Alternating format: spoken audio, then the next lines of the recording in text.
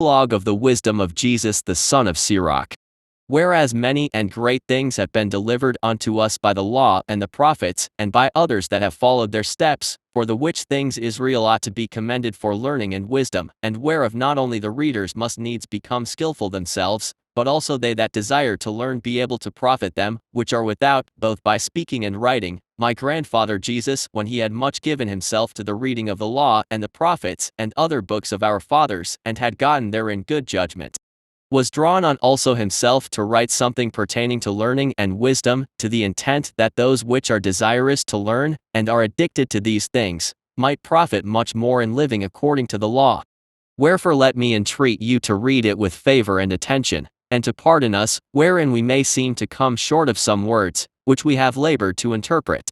For the same things uttered in Hebrew, and translated into another tongue, have not the same force in them, and not only these things, but the law itself, and the prophets, and the rest of the books, have no small difference, when they are spoken in their own language.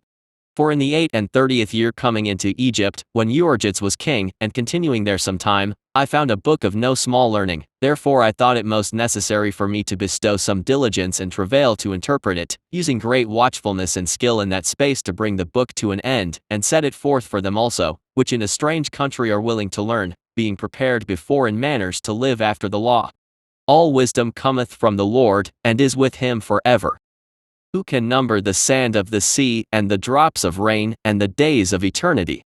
Who can find out the height of heaven, and the breadth of the earth, and the deep, and wisdom?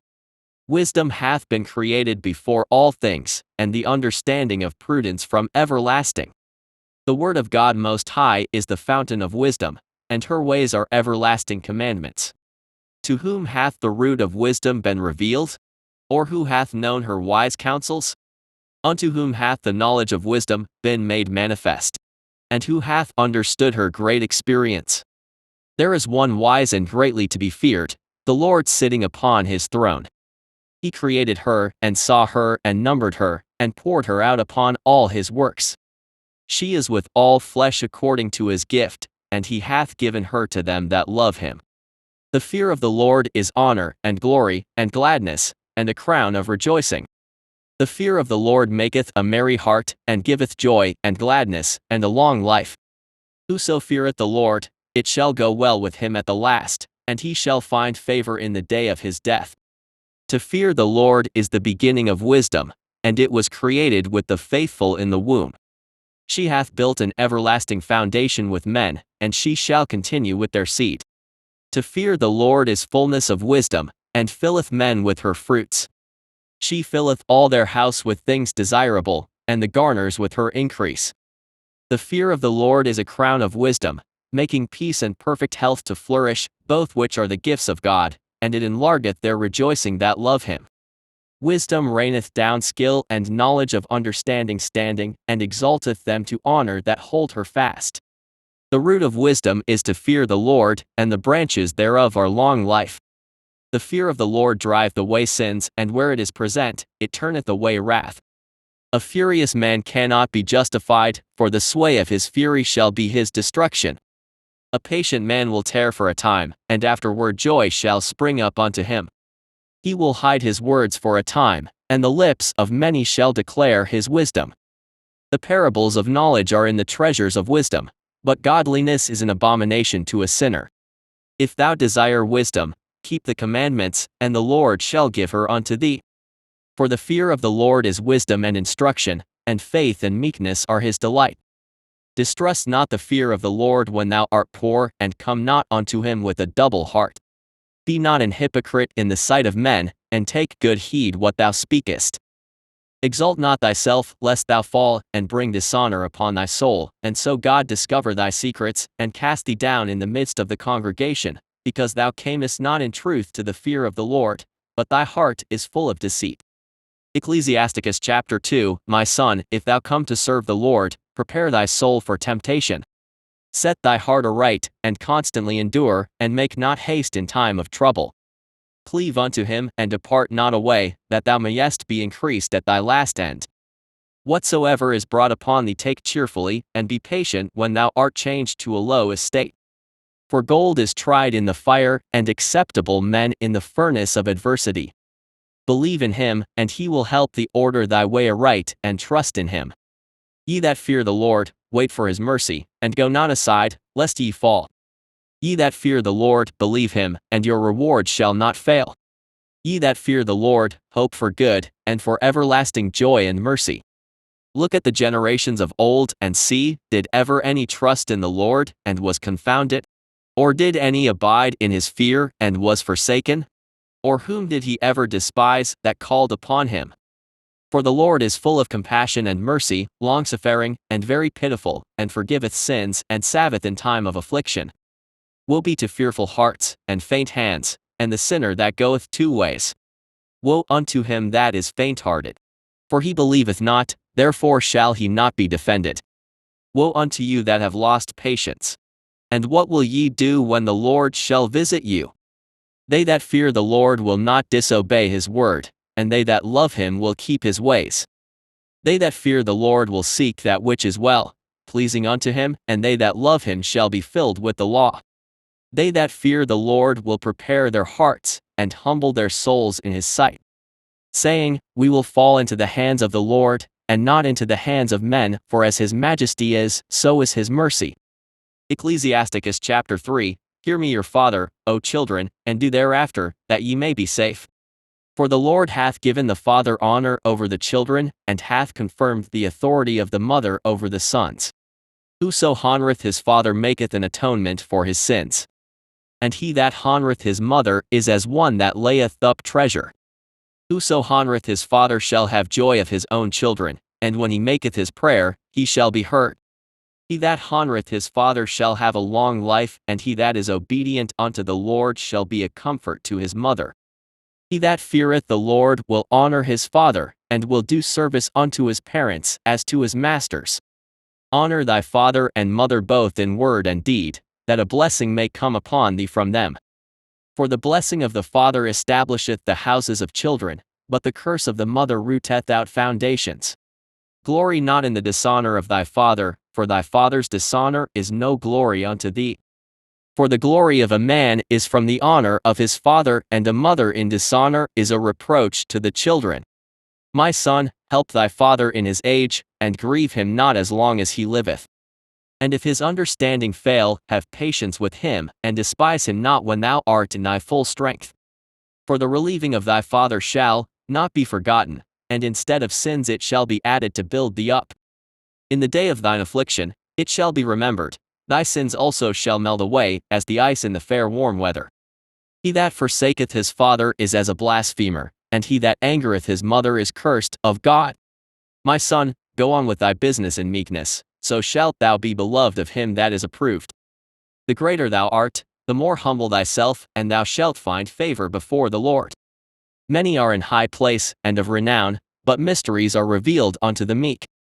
For the power of the Lord is great, and he is honored of the lowly. Seek not out things that are too hard for thee, neither search the things that are above thy strength. But what is commanded thee, think thereupon with reverence, for it is not needful for thee to see with thine eyes the things that are in secret. Be not curious in unnecessary matters, for more things are showed unto thee and men understand. For many are deceived by their own vain opinion, and an evil suspicion hath overthrown their judgment. Without eyes thou shalt want light, profess not the knowledge, therefore that thou hast not. A stubborn heart shall fare evil at the last, and he that loveth danger shall perish therein. An obstinate heart shall be laden with sorrows, and the wicked man shall heap sin upon sin. In the punishment of the proud there is no remedy, for the plant of wickedness hath taken root in him. The heart of the prudent will understand a parable, and an attentive ear is the desire of a wise man. Water will quench a flaming fire, and alms maketh an atonement for sins. And he that requiteth good turns is mindful of that which may come hereafter, and when he falleth, he shall find a stay. Ecclesiasticus chapter 4, My son, defraud not the poor of his living, and make not the needy eyes to wait long. Make not an hungry soul sorrowful, neither provoke a man in his distress.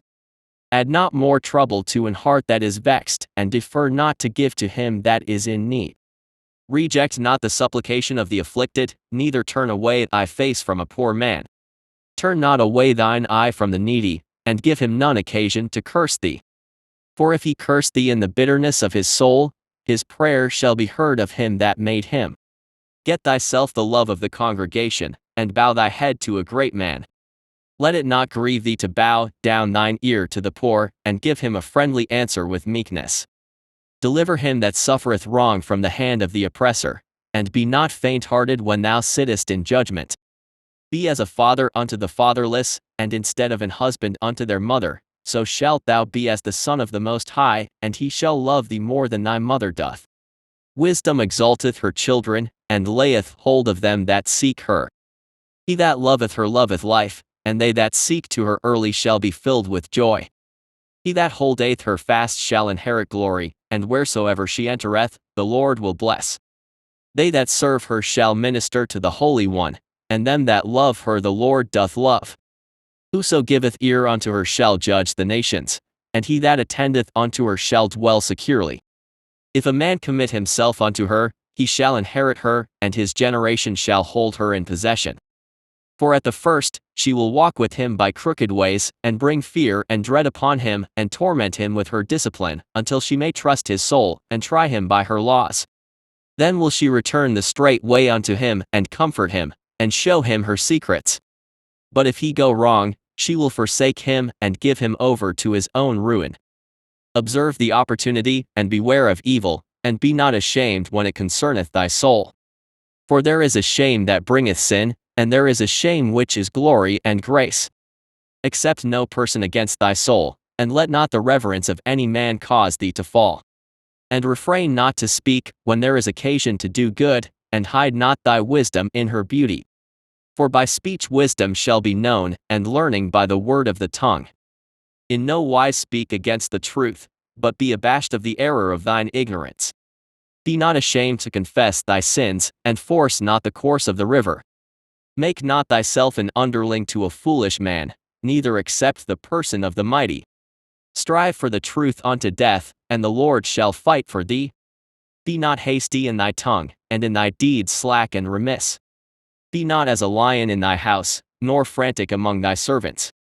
Let not thine hand be stretched out to receive, and shut when thou shouldest repay. Ecclesiasticus chapter 5, Set thy heart upon thy goods, and say not, I have enough for my life. Follow not thine own mind in thy strength, to walk in the ways of thy heart. And say not, Who shall control me for my works? For the Lord will surely revenge thy pride. Say not, I have sinned, and what harm hath happened unto me? For the Lord is longsuffering, he will in no wise let thee go. Concerning propitiation, be not without fear to add sin unto sin. And say not his mercy is great, he will be pacified for the multitude of my sins, for mercy and wrath come from him, and his indignation resteth upon sinners. Make no tarrying to turn to the Lord, and put not off from day to day, for suddenly shall the wrath of the Lord come forth, and in thy security thou shalt be destroyed, and perish in the day of vengeance. Set not thine heart upon goods unjustly gotten, for they shall not profit thee in the day of calamity. Winnow not with every wind, and go not into every way, for so doth the sinner that hath a double tongue. Be steadfast in thy understanding, and let thy word be the same. Be swift to hear, and let thy life be sincere, and with patience give answer. If thou hast understanding, answer thy neighbor, if not, lay thy hand upon thy mouth. Honor and shame is in talk, and the tongue of man is his fall. Be not called a whisperer, and lie not in wait with thy tongue, for a foul shame is upon the thief, and an evil condemnation upon the double tongue. Be not ignorant of anything in a great matter, or a small. Ecclesiasticus chapter 6, Instead of a friend become, not an enemy, for thereby thou shalt inherit an ill name, shame, and reproach, even so shall a sinner that hath a double tongue. Extol not thyself in the counsel of thine own heart, that thy soul be not torn in pieces as a bull straying alone. Thou shalt eat up thy leaves, and lose thy fruit, and leave thyself as a dry tree. A wicked soul shall destroy him that hath it, and shall make him to be laughed to scorn of his enemies. Sweet language will multiply friends, and a fair-speaking tongue will increase kind greetings. Be in peace with many, nevertheless have but one counselor of 1,000. If thou wouldest get a friend, prove him first, and be not hasty to credit him. For some man is a friend for his own occasion, and will not abide in the day of thy trouble. And there is a friend, who being turned to enmity, and strife will discover thy reproach. Again, some friend is a companion at the table, and will not continue in the day of thy affliction. But in thy prosperity, he will be as thyself, and will be bold over thy servants. If thou be brought low, he will be against thee, and will hide himself from thy face. Separate thyself from thine enemies, and take heed of thy friends. A faithful friend is a strong defense, and he that hath found such, and one hath found a treasure. Nothing doth countervail a faithful friend, and his excellency is invaluable. A faithful friend is the medicine of life, and they that fear the Lord shall find him. Whoso feareth the Lord shall direct his friendship aright, for as he is, so shall his neighbor be also. My son, gather instruction from thy youth up, so shalt thou find wisdom till thine old age. Come unto her as one that ploweth and soweth, and wait for her good fruits, for thou shalt not toil much in laboring about her, but thou shalt eat of her fruits right soon. She is very unpleasant to the unlearned. He that is without understanding will not remain with her. She will lie upon him as a mighty stone of trial, and he will cast her from him ere it be long. For wisdom is according to her name, and she is not manifest unto many. Give ear, my son, receive my advice, and refuse not my counsel. And put thy feet into her fetters, and thy neck into her chain. Bow down thy shoulder, and bear her, and be not grieved with her bonds. Come unto her with thy whole heart, and keep her ways with all thy power. Search and seek, and she shall be made known unto thee, and when thou hast got hold of her, let her not go. For at the last, thou shalt find her rest, and that shall be turned to thy joy. Then shall her fetters be a strong defense for thee, and her chains a robe of glory. For there is a golden ornament upon her, and her bands are purple lace. Thou shalt put her on as a robe of honor, and shalt put her about thee as a crown of joy. My son, if thou wilt, thou shalt be taught, and if thou wilt apply thy mind, thou shalt be prudent. If thou love to hear, thou shalt receive understanding, and if thou bow thine ear, thou shalt be wise. Stand in the multitude of the elders, and cleave unto him that is wise. Be willing to hear every godly discourse, and let not the parables of understanding escape thee. And if thou seest a man of understanding, get thee betimes unto him, and let thy foot wear the steps of his door. Let thy mind be upon the ordinances of the Lord, and meditate continually in his commandments. He shall establish thine heart, and give thee wisdom at thine own's desire. Ecclesiasticus chapter 7, Do no evil, so shall no harm come unto thee. Depart from the unjust, and iniquity shall turn away from thee. My son, sow not upon the furrows of unrighteousness, and thou shalt not reap them sevenfold. Seek not of the Lord preeminence, neither of the king the seat of honor. Justify not thyself before the Lord, and boast not of thy wisdom before the king. Seek not to be judge, being not able to take away iniquity, lest at any time thou fear the person of the mighty, and stumbling block in the way of thy uprightness. Offend not against the multitude of a city, and then thou shalt not cast thyself down among the people. Bind not one sin upon another, for in one thou shalt not be unpunished. Say not, God will look upon the multitude of my oblations, and when I offer to the Most High God, he will accept it. Be not faint-hearted when thou makest thy prayer, and neglect not to give alms. Laugh no man to scorn in the bitterness of his soul, for there is one which humbleth and exalteth. Devise not a lie against thy brother, neither do the like to thy friend. Use not to make any manner of lie, for the custom thereof is not good. Use not many words in a multitude of elders, and make not much babbling when thou prayest. Hate not laborious work, neither husbandry, which the Most High hath ordained. Number not thyself among the multitude of sinners, but remember that wrath will not tarry long. Humble thyself greatly, for the vengeance of the ungodly is fire and worms. Change not a friend for any good by no means, neither a faithful brother for the gold of Ophir. Forgo not a wise and good woman, for her grace is above gold. Whereas thy servant worketh truly, entreat him not evil, nor the hireling that bestoweth himself wholly for thee. Let thy soul love a good servant, and defraud him not of liberty. Hast thou cattle? Have an eye to them, and if they be for thy profit, keep them with thee. Hast thou children? Instruct them, and bow down their neck from their youth. Hast thou daughters? Have a care of their body, and show not thyself cheerful toward them. Marry thy daughter, and so shalt thou have performed a weighty matter, but give her to a man of understanding. Hast thou a wife after thy mind? Forsake her not, but give not thyself over to a light woman. Honor thy father with thy whole heart, and forget not the sorrows of thy mother. Remember that thou wast begotten of them, and how canst thou recompense them the things that they have done for thee?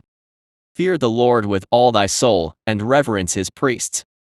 Love him that made thee with all thy strength, and forsake not his ministers. Fear the Lord, and honor the priest, and give him his portion, as it is commanded thee, the firstfruits, and the trespass offering, and the gift of the shoulders, and the sacrifice of sanctification, and the firstfruits of the holy things. And stretch thine hand unto the poor, that thy blessing may be perfected. A gift hath grace in the sight of every man living, and for the dead detain it not. Fail not to be with them that weep, and mourn with them that mourn. Be not slow to visit the sick, for that shall make thee to be beloved. Whatsoever thou takest in hand, remember the end, and thou shalt never do amiss.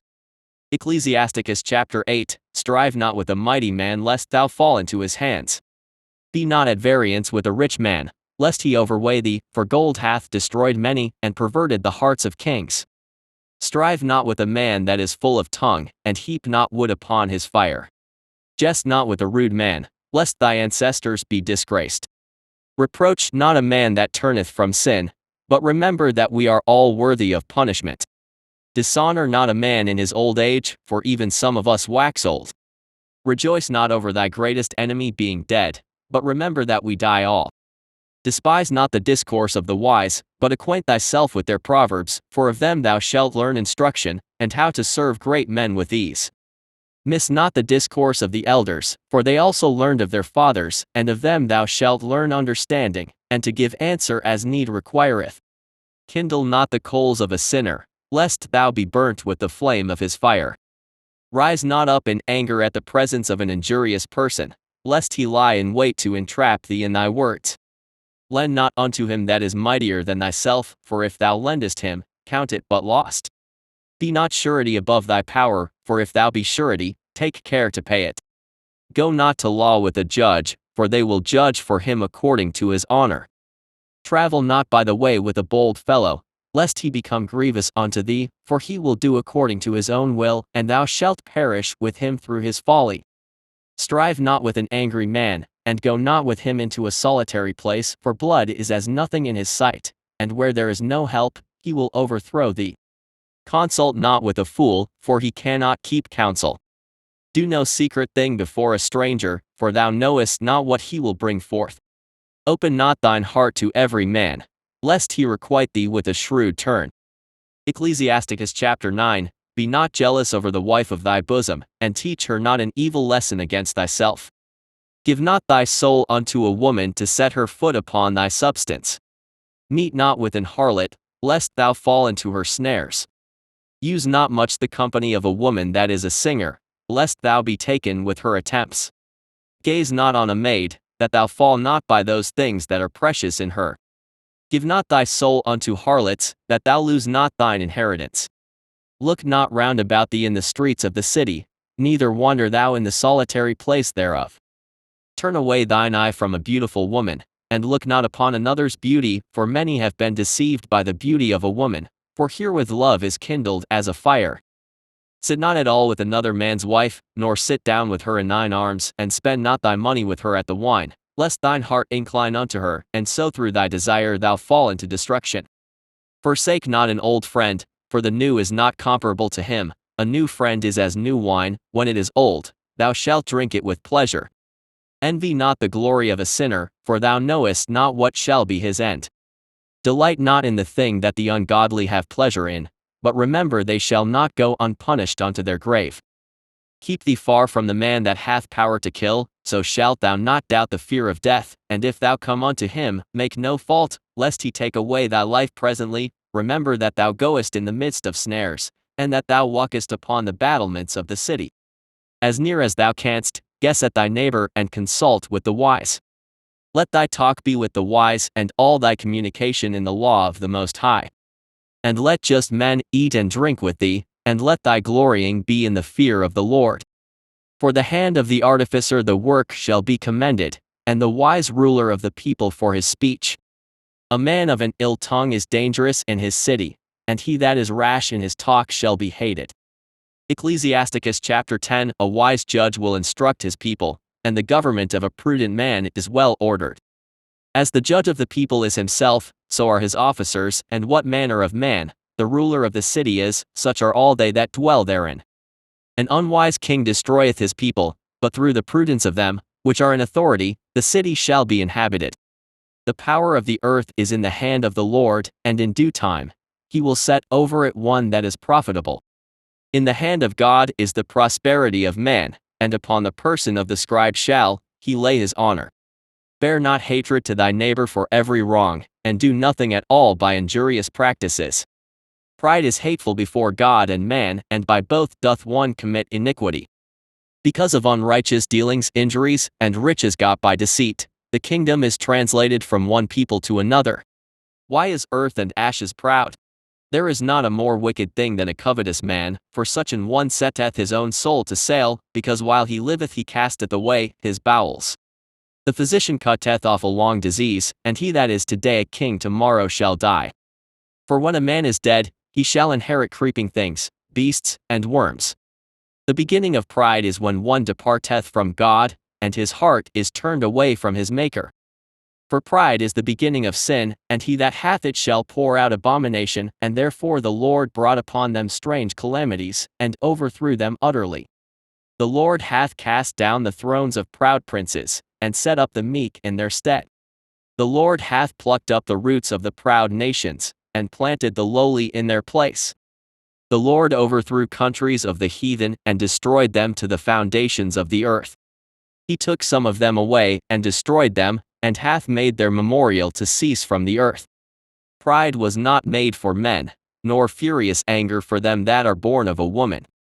They that fear the Lord are a sure seed, and they that love him an honorable plant. They that regard not the law are a dishonorable seed, they that transgress the commandments are a deceivable seed. Among brethren he that is chief is honorable, so are they that fear the Lord in his eyes. The fear of the Lord goeth before the obtaining of authority, but roughness and pride is the losing thereof. Whether he be rich, noble, or poor, their glory is the fear of the Lord. It is not meet to despise the poor man that hath understanding, neither is it convenient to magnify a sinful man.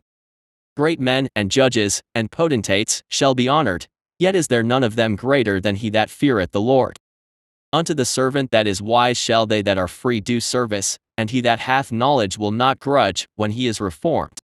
Be not overwise in doing thy business, and boast not thyself in the time of thy distress. Better is he that laboureth, and aboundeth in all things, than he that boasteth himself, and wanteth bread. My son, glorify thy soul in meekness, and give it honor according to the dignity thereof. Who will justify him that sinneth against his own soul? And who will honor him that dishonoureth his own life? The poor man is honoured for his skill, and the rich man is honoured for his riches. He that is honoured in poverty, how much more in riches? And he that is dishonourable in riches, how much more in poverty? Ecclesiasticus chapter 11. Wisdom lifteth up the head of him that is of low degree, and maketh him to sit among great men. Commend not a man for his beauty, neither abhor a man for his outward appearance. The bee is little among such as fly, but her fruit is the chief of sweet things. Boast not of thy clothing and raiment, and exalt not thyself in the day of honor, for the works of the Lord are wonderful, and his works among men are hidden. Many kings have sat down upon the ground, and one that was never thought of hath worn the crown. Many mighty men have been greatly disgraced, and the honorable delivered into other men's hands. Blame not before thou hast examined the truth, understand first, and then rebuke. Answer not before thou hast heard the cause, neither interrupt men in the midst of their talk. Strive not in a matter that concerneth thee not, and sit not in judgment with sinners. My son, meddle not with many matters, for if thou meddle much, thou shalt not be innocent, and if thou follow after, thou shalt not obtain, neither shalt thou escape by fleeing. There is one that laboureth, and taketh pains, and maketh haste, and is so much the more behind. Again, there is another that is slow, and hath need of help, wanting ability, and full of poverty, Yet the eye of the Lord looked upon him for good, and set him up from his low estate, and lifted up his head from misery, so that many that saw it marveled at him. Prosperity and adversity, life and death, poverty and riches, come of the Lord. Wisdom, knowledge, and understanding of the law are of the Lord. Love, and the way of good works, are from him. Error and darkness had their beginning together with sinners, and evil shall wax old with them that glory therein. The gift of the Lord remaineth with the godly, and his favor bringeth prosperity forever. There is that waxeth rich by his wariness and pinching, and this is the portion of his reward. Whereas he saith, I have found rest, and now will eat continually of my goods, and yet he knoweth not what time shall come upon him, and that he must leave those things to others, and die. Be steadfast in thy covenant, and be conversant therein, and wax old in thy work. Marvel not at the works of sinners, but trust in the Lord, and abide in thy labor, for it is an easy thing in the sight of the Lord on the sudden to make a poor man rich. The blessing of the Lord is in the reward of the godly, and suddenly he maketh his blessing flourish. Say not, what profit is there of my service? And what good things shall I have hereafter? Again, say not, I have enough and possess many things, and what evil shall I have hereafter? In the day of prosperity there is a forgetfulness of affliction, and in the day of affliction there is no more remembrance of prosperity. For it is an easy thing unto the Lord in the day of death to reward a man according to his ways. The affliction of an hour maketh a man forget pleasure, and in his end his deeds shall be discovered. Judge none blessed before his death, for a man shall be known in his children. Bring not every man into thine house, for the deceitful man hath many trains. Like as a partridge taken and kept in a cage, so is the heart of the proud, and like as a spy, watcheth he for thy fall. For he lieth in wait, and turneth good into evil, and in things worthy praise will lay blame upon thee. Of a spark of fire, a heap of coals is kindled, and a sinful man layeth wait for blood. Take heed of a mischievous man, for he worketh wickedness, lest he bring upon thee a perpetual blot. Receive a stranger into thine house, and he will disturb thee, and turn thee out of thine own. Ecclesiasticus chapter 12. When thou wilt do good know to whom thou dost it, so shalt thou be thanked for thy benefits. Do good to the godly man, and thou shalt find a recompense, and if not from him, yet from the Most High. There can no good come to him that is always occupied in evil, nor to him that giveth no alms. Give to the godly man, and help not a sinner. Do well unto him that is lowly, but give not to the ungodly. Hold back thy bread, and give it not unto him, lest he overmaster thee thereby, for else thou shalt receive twice as much evil for all the good thou shalt have done unto him. For the Most High hateth sinners, and will repay vengeance unto the ungodly, and keepeth them against the mighty day of their punishment. Give unto the good, and help not the sinner. A friend cannot be known in prosperity, and an enemy cannot be hidden in adversity. In the prosperity of a man enemies will be grieved, but in his adversity even a friend will depart. Never trust thine enemy, for like as iron rusteth, so is his wickedness. Though he humble himself and go crouching, yet take good heed and beware of him, and thou shalt be unto him as if thou hadst wiped a looking-glass, and thou shalt know that his rust hath not been altogether wiped away. Set him not by thee, lest, when he hath overthrown thee, he stand up in thy place, neither let him sit at thy right hand, lest he seek to take thy seat, and thou at the last remember my words, and be pricked therewith. Who will pity a charmer that is bitten with a serpent, or any such as come nigh wild beasts? So one that goeth to a sinner, and is defiled with him in his sins, who will pity? For a while he will abide with thee, but if thou begin to fall, he will not tarry. An enemy speaketh sweetly with his lips, but in his heart he imagineth how to throw thee into a pit. He will weep with his eyes, but if he find opportunity, he will not be satisfied with blood. If adversity come upon thee, thou shalt find him there first, and though he pretend to help thee, yet shall he undermine thee. He will shake his head, and clap his hands, and whisper much, and change his countenance.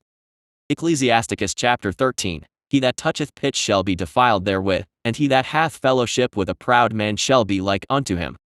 Burden not thyself above thy power while thou livest, and have no fellowship with one that is mightier and richer than thyself, for how agree the kettle and the earthen pot together? For if the one be smitten against the other, it shall be broken. The rich man hath done wrong, and yet he threateneth withal, the poor is wronged, and he must entreat also. If thou be for his profit, he will use thee, but if thou have nothing, he will forsake thee. If thou have anything, he will live with thee, yea, he will make thee bear, and will not be sorry for it. If he have need of thee, he will deceive thee, and smile upon thee, and put thee in hope, he will speak thee fair, and say, What wantest thou? And he will shame thee by his meats, until he have drawn thee dry twice or thrice, and at the last, he will laugh thee to scorn afterward, when he seeth thee, he will forsake thee, and shake his head at thee. Beware that thou be not deceived and brought down in thy jollity. If thou be invited of a mighty man, withdraw thyself, and so much the more will he invite thee. Press thou not upon him, lest thou be put back, stand not far off, lest thou be forgotten. Affect not to be made equal unto him in talk, and believe not his many words, for with much communication will he tempt thee, and smiling upon thee will get out thy secrets. But cruelly he will lay up thy words, and will not spare to do thee hurt, and to put thee in prison. Observe and take good heed, for thou walkest in peril of thy overthrowing, when thou hearest these things, awake in thy sleep. Love the Lord all thy life, and call upon him for thy salvation. Every beast loveth his like, and every man loveth his neighbor. All flesh consorteth according to kind, and a man will cleave to his like. What fellowship hath the wolf with the lamb? So the sinner with the godly.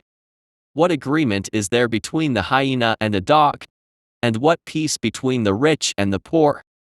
As the wild ass is the lion's prey in the wilderness, so the rich eat up the poor. As the proud hate humility, so doth the rich abhor the poor. A rich man beginning to fall is held up of his friends, but a poor man being down is thrust away by his friends.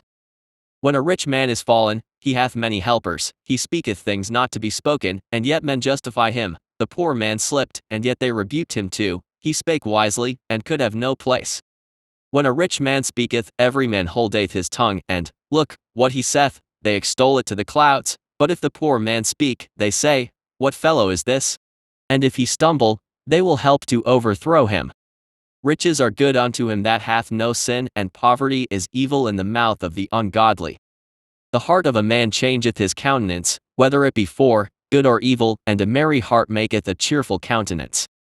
A cheerful countenance is a token of a heart that is in prosperity, and the finding out of parables is a wearisome labor of the mind.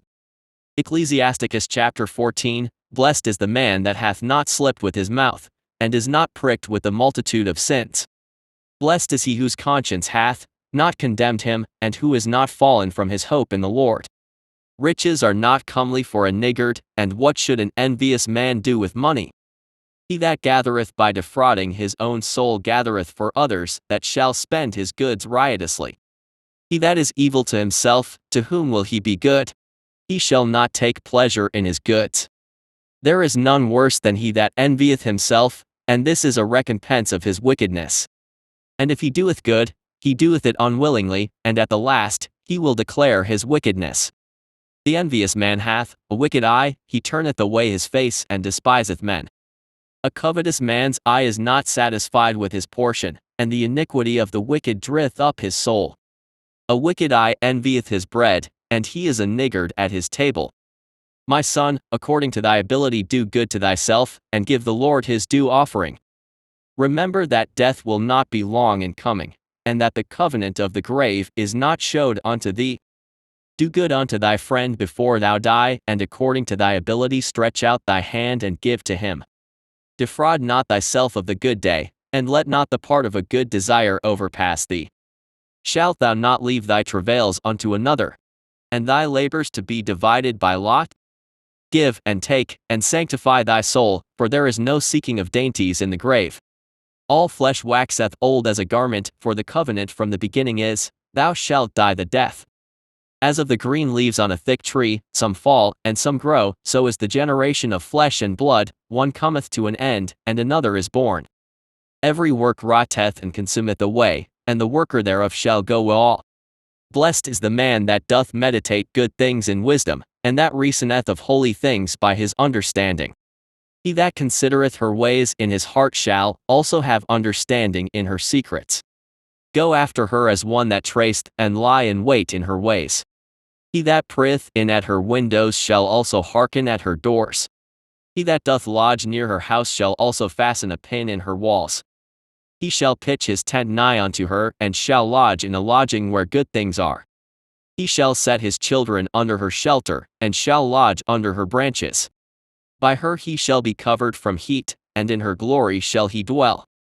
Ecclesiasticus chapter 15. He that feareth the Lord will do good, and he that hath the knowledge of the law shall obtain her.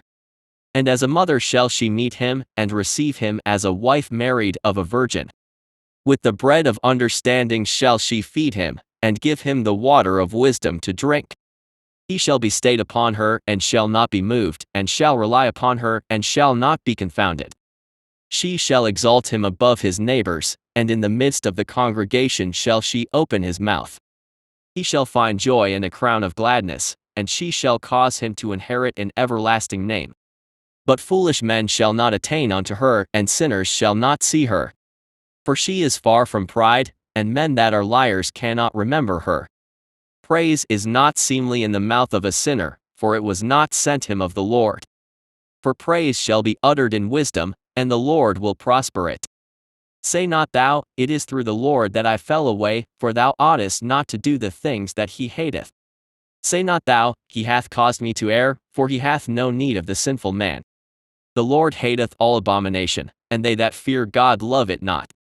He himself made man from the beginning, and left him in the hand of his counsel. If thou wilt, to keep the commandments, and to perform acceptable faithfulness. He hath set fire and water before thee, stretch forth thy hand unto whether thou wilt. Before man is life and death, and whether him likes shall be given him. For the wisdom of the Lord is great, and he is mighty in power, and beholdeth all things. And his eyes are upon them that fear him, and he knoweth every work of man. He hath commanded no man to do wickedly, neither hath he given any man license to sin. Ecclesiasticus chapter 16. Desire not a multitude of unprofitable children, neither delight in ungodly sons. Though they multiply, rejoice not in them, except the fear of the Lord be with them.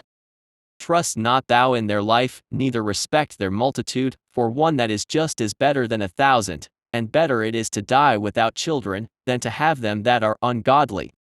For by one that hath understanding shall the city be replenished, but the kindred of the wicked shall speedily become desolate. Many such things have I seen with mine eyes, and mine ear hath heard greater things than these. In the congregation of the ungodly shall a fire be kindled, and in a rebellious nation wrath is set on fire. He was not pacified toward the old giants, who fell away in the strength of their foolishness. Neither spared he the place where Lot sojourned, but abhorred them for their pride. He pitied not the people of perdition, who were taken away in their sins. Nor the 600,000 footmen, who were gathered together in the hardness of their hearts. And if there be one stiff-necked among the people, it is marvel if he escape unpunished, for mercy and wrath are with him, he is mighty to forgive and to pour out displeasure. As his mercy is great, so is his correction also, he judgeth a man according to his works. The sinner shall not escape with his spoils, and the patience of the godly shall not be frustrate. Make way for every work of mercy, for every man shall find according to his works. The Lord hardened Pharaoh, that he should not know him, that his powerful works might be known to the world. His mercy is manifest to every creature, and he hath separated his light from the darkness with an adamant. Say not thou, I will hide myself from the Lord, shall any remember me from above? I shall not be remembered among so many people, for what is my soul among such an infinite number of creatures? Behold, the heaven, and the heaven of heavens, the deep, and the earth, and all that therein is, shall be moved when he shall visit. The mountains also and foundations of the earth be shaken with trembling, when the Lord looketh upon them. No heart can think upon these things worthily, and who is able to conceive his ways? It is a tempest which no man can see, for the most part of his works are hid. Who can declare the works of his justice? Or who can endure them? For his covenant is afar off, and the trial of all things is in the end. He that wanteth understanding will think upon vain things, and a foolish man erring imagineth follies. My son, hearken unto me, and learn knowledge, and mark my words with thy heart. I will show forth doctrine and weight, and declare his knowledge exactly. The works of the Lord are done in judgment from the beginning, and from the time he made them he disposed the parts thereof. He garnished his works forever, and in his hand are the chief of them unto all generations. They neither labor, nor are weary, nor cease from their works. None of them hindereth another, and they shall never disobey his word. After this the Lord looked upon the earth, and filled it with his blessings. With all manner of living things hath he covered the face thereof, and they shall return into it again. Ecclesiasticus chapter 17. The Lord created man of the earth, and turned him into it again. He gave them few days and a short time, and power also over the things therein. He endued them with strength by themselves, and made them according to his image. And put the fear of man upon all flesh, and gave him dominion over beasts and fowls. They received the use of the 5 operations of the Lord, and in the 6th place, he imparted them understanding, and in the 7th speech, an interpreter of the cogitations thereof. Counsel, and a tongue and eyes, ears, and a heart, gave he them to understand. Withal he filled them with the knowledge of understanding, and showed them good and evil. He set his eye upon their hearts, that he might show them the greatness of his works. He gave them to glory in his marvelous acts forever, that they might declare his works with understanding. And the elect shall praise his holy name. Beside this he gave them knowledge, and the law of life for an heritage. He made an everlasting covenant with them, and showed them his judgments. Their eyes saw the majesty of his glory, and their ears heard his glorious voice. And he said unto them, Beware of all unrighteousness, and he gave every man commandment concerning his neighbor. Their ways are ever before him, and shall not be hid from his eyes. Every man from his youth is given to evil, neither could they make to themselves fleshy hearts for stony. For in the division of the nations of the whole earth, he set a ruler over every people, but Israel is the Lord's portion. Whom, being his firstborn, he nourisheth with discipline, and giving him the light of his love doth not forsake him. Therefore all their works are as the sun before him, and his eyes are continually upon their ways. None of their unrighteous deeds are hid from him, but all their sins are before the Lord. But the Lord being gracious and knowing his workmanship, neither left nor forsook them, but spared them. The alms of a man is as a signet with him, and he will keep the good deeds of man as the apple of the eye, and give repentance to his sons and daughters. Afterwards he will rise up and reward them, and render their recompense upon their heads. But unto them that repent, he granted them return, and comforted those that failed in patience. Return unto the Lord, and forsake thy sins, make thy prayer before his face, and offend less. Turn again to the Most High, and turn away from iniquity, for he will lead thee out of darkness into the light of health, and hate thou abomination vehemently. Who shall praise the Most High in the grave, instead of them which live, and give thanks? Thanksgiving perisheth from the dead, as from one that is not. The living and sound in heart shall praise the Lord. How great is the loving kindness of the Lord our God, and his compassion unto such as turn unto him in holiness. For all things cannot be in men, because the Son of Man is not immortal. What is brighter than the sun? Yet the light thereof faileth, and flesh and blood will imagine evil. He vieweth the power of the height of heaven, and all men are but earth and ashes. Ecclesiasticus chapter 18. He that liveth forever hath created all things in general. The Lord only is righteous, and there is none other but he. Who governeth the world with the palm of his hand, and all things obey his will, for he is the King of all, by his power dividing holy things among them from profane. To whom hath he given power to declare his works? And who shall find out his noble acts? Who shall number the strength of his majesty? And who shall also tell out his mercies? As for the wondrous works of the Lord, there may nothing be taken from them, neither may anything be put unto them, neither can the ground of them be found out. When a man hath done, then he beginneth, and when he leaveth off, then he shall be doubtful. What is man, and whereto serveth he? What is his good, and what is his evil? The number of a man's days at the most are 100 years. As a drop of water unto the sea, and a gravelstone in comparison of the sand, so are 1,000 years to the days of eternity.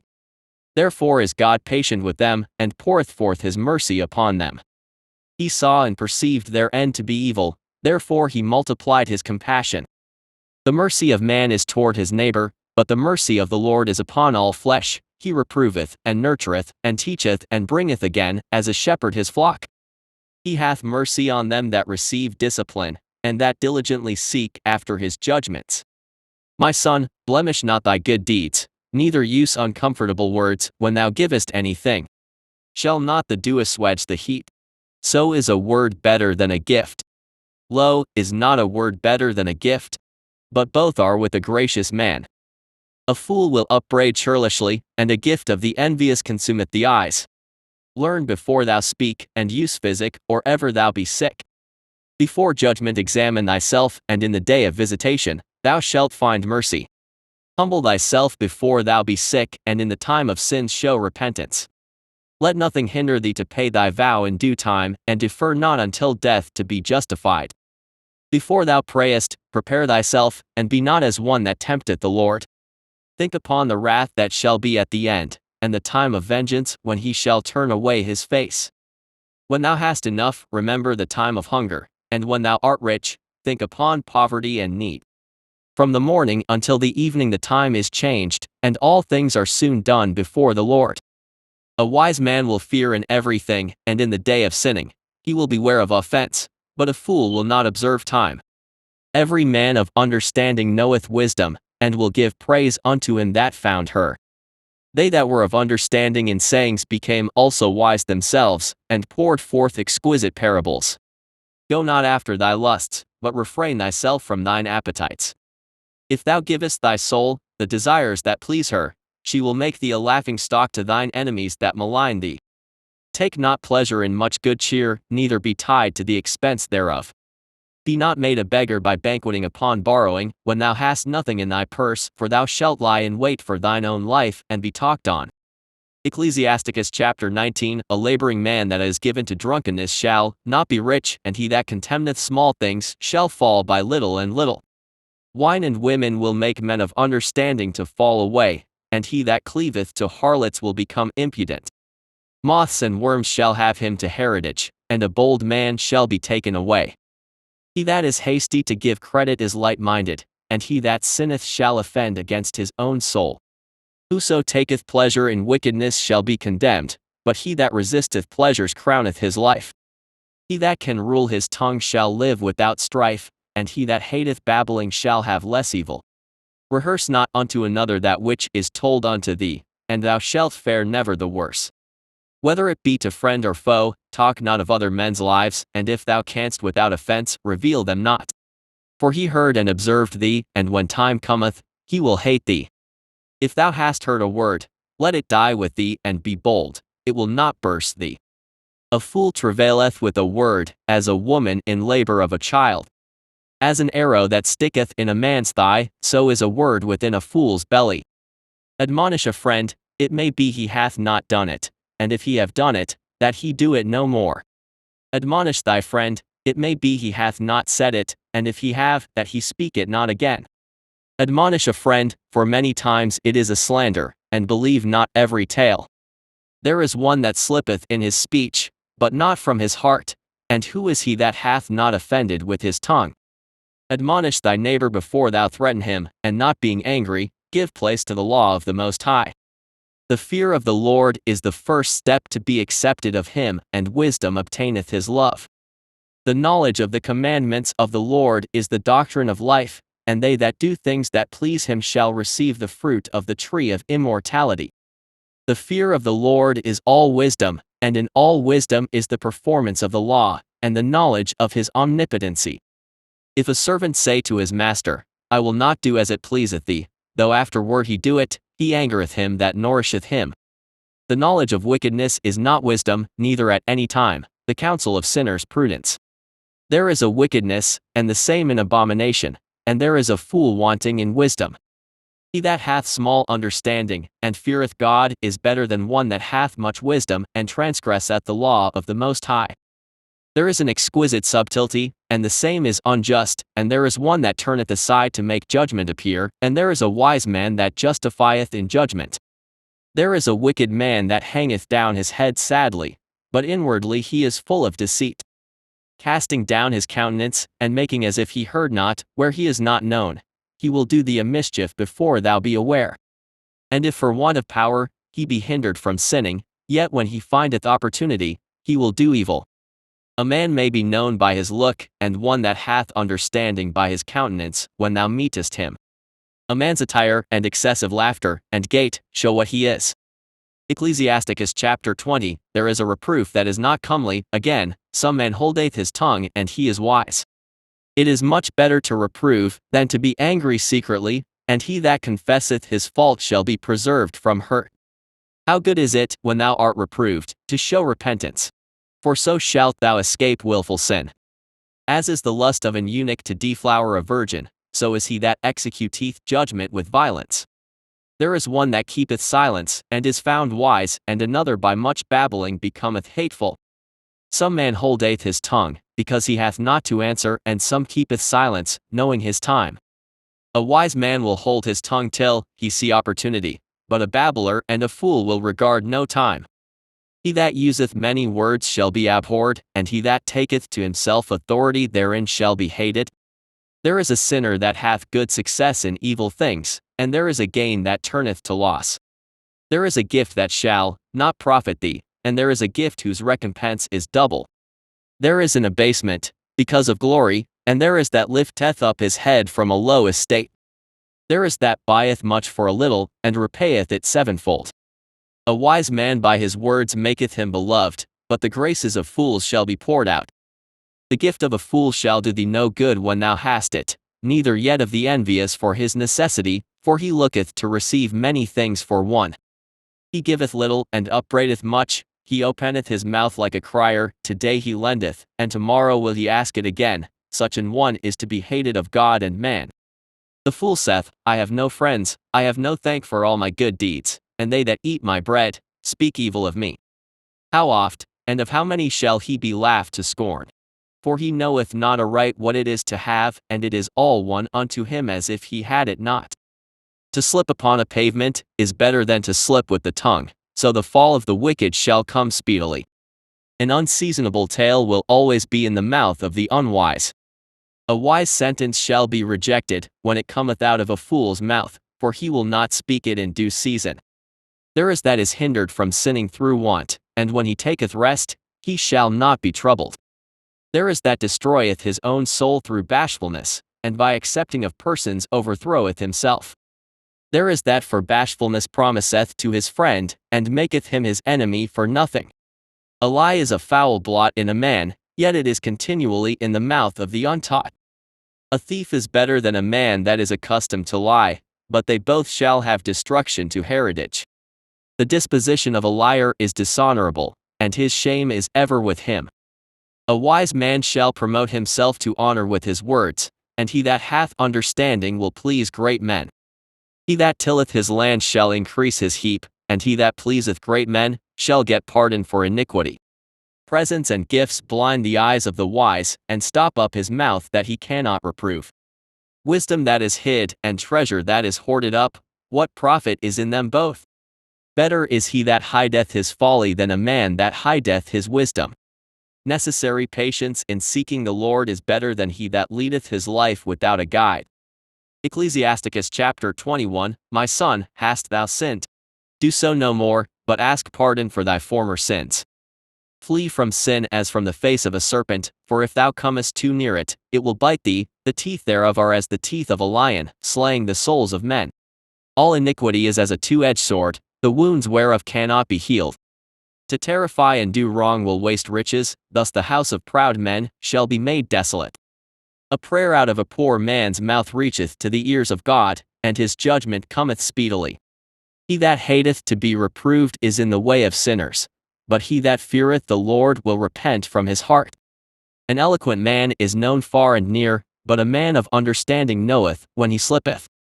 He that buildeth his house with other men's money is like one that gathereth himself stones for the tomb of his burial. The congregation of the wicked is like tow wrapped together, and the end of them is a flame of fire to destroy them.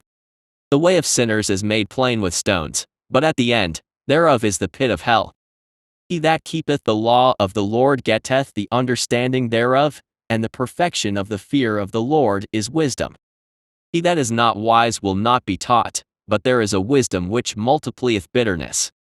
The knowledge of a wise man shall abound like a flood, and his counsel is like a pure fountain of life. The inner parts of a fool are like a broken vessel, and he will hold no knowledge as long as he liveth. If a skillful man hear a wise word, he will commend it, and add unto it, but as soon as one of no understanding heareth it, it displeaseth him, and he casteth it behind his back. The talking of a fool is like a burden in the way, but grace shall be found in the lips of the wise. They inquire at the mouth of the wise man in the congregation, and they shall ponder his words in their heart. As is a house that is destroyed, so is wisdom to a fool, and the knowledge of the unwise is as talk without sense. Doctrine unto fools is as fetters on the feet, and like manacles on the right hand. A fool lifteth up his voice with laughter, but a wise man doth scarce smile a little. Learning is unto a wise man as an ornament of gold, and like a bracelet upon his right arm. A foolish man's foot is soon in his neighbor's house, but a man of experience is ashamed of him. A fool will peep in at the door into the house, but he that is well nurtured will stand without. It is the rudeness of a man to hearken at the door, but a wise man will be grieved with the disgrace. The lips of talkers will be telling such things as pertain not unto them, but the words of such as have understanding are weighed in the balance. The heart of fools is in their mouth, but the mouth of the wise is in their heart.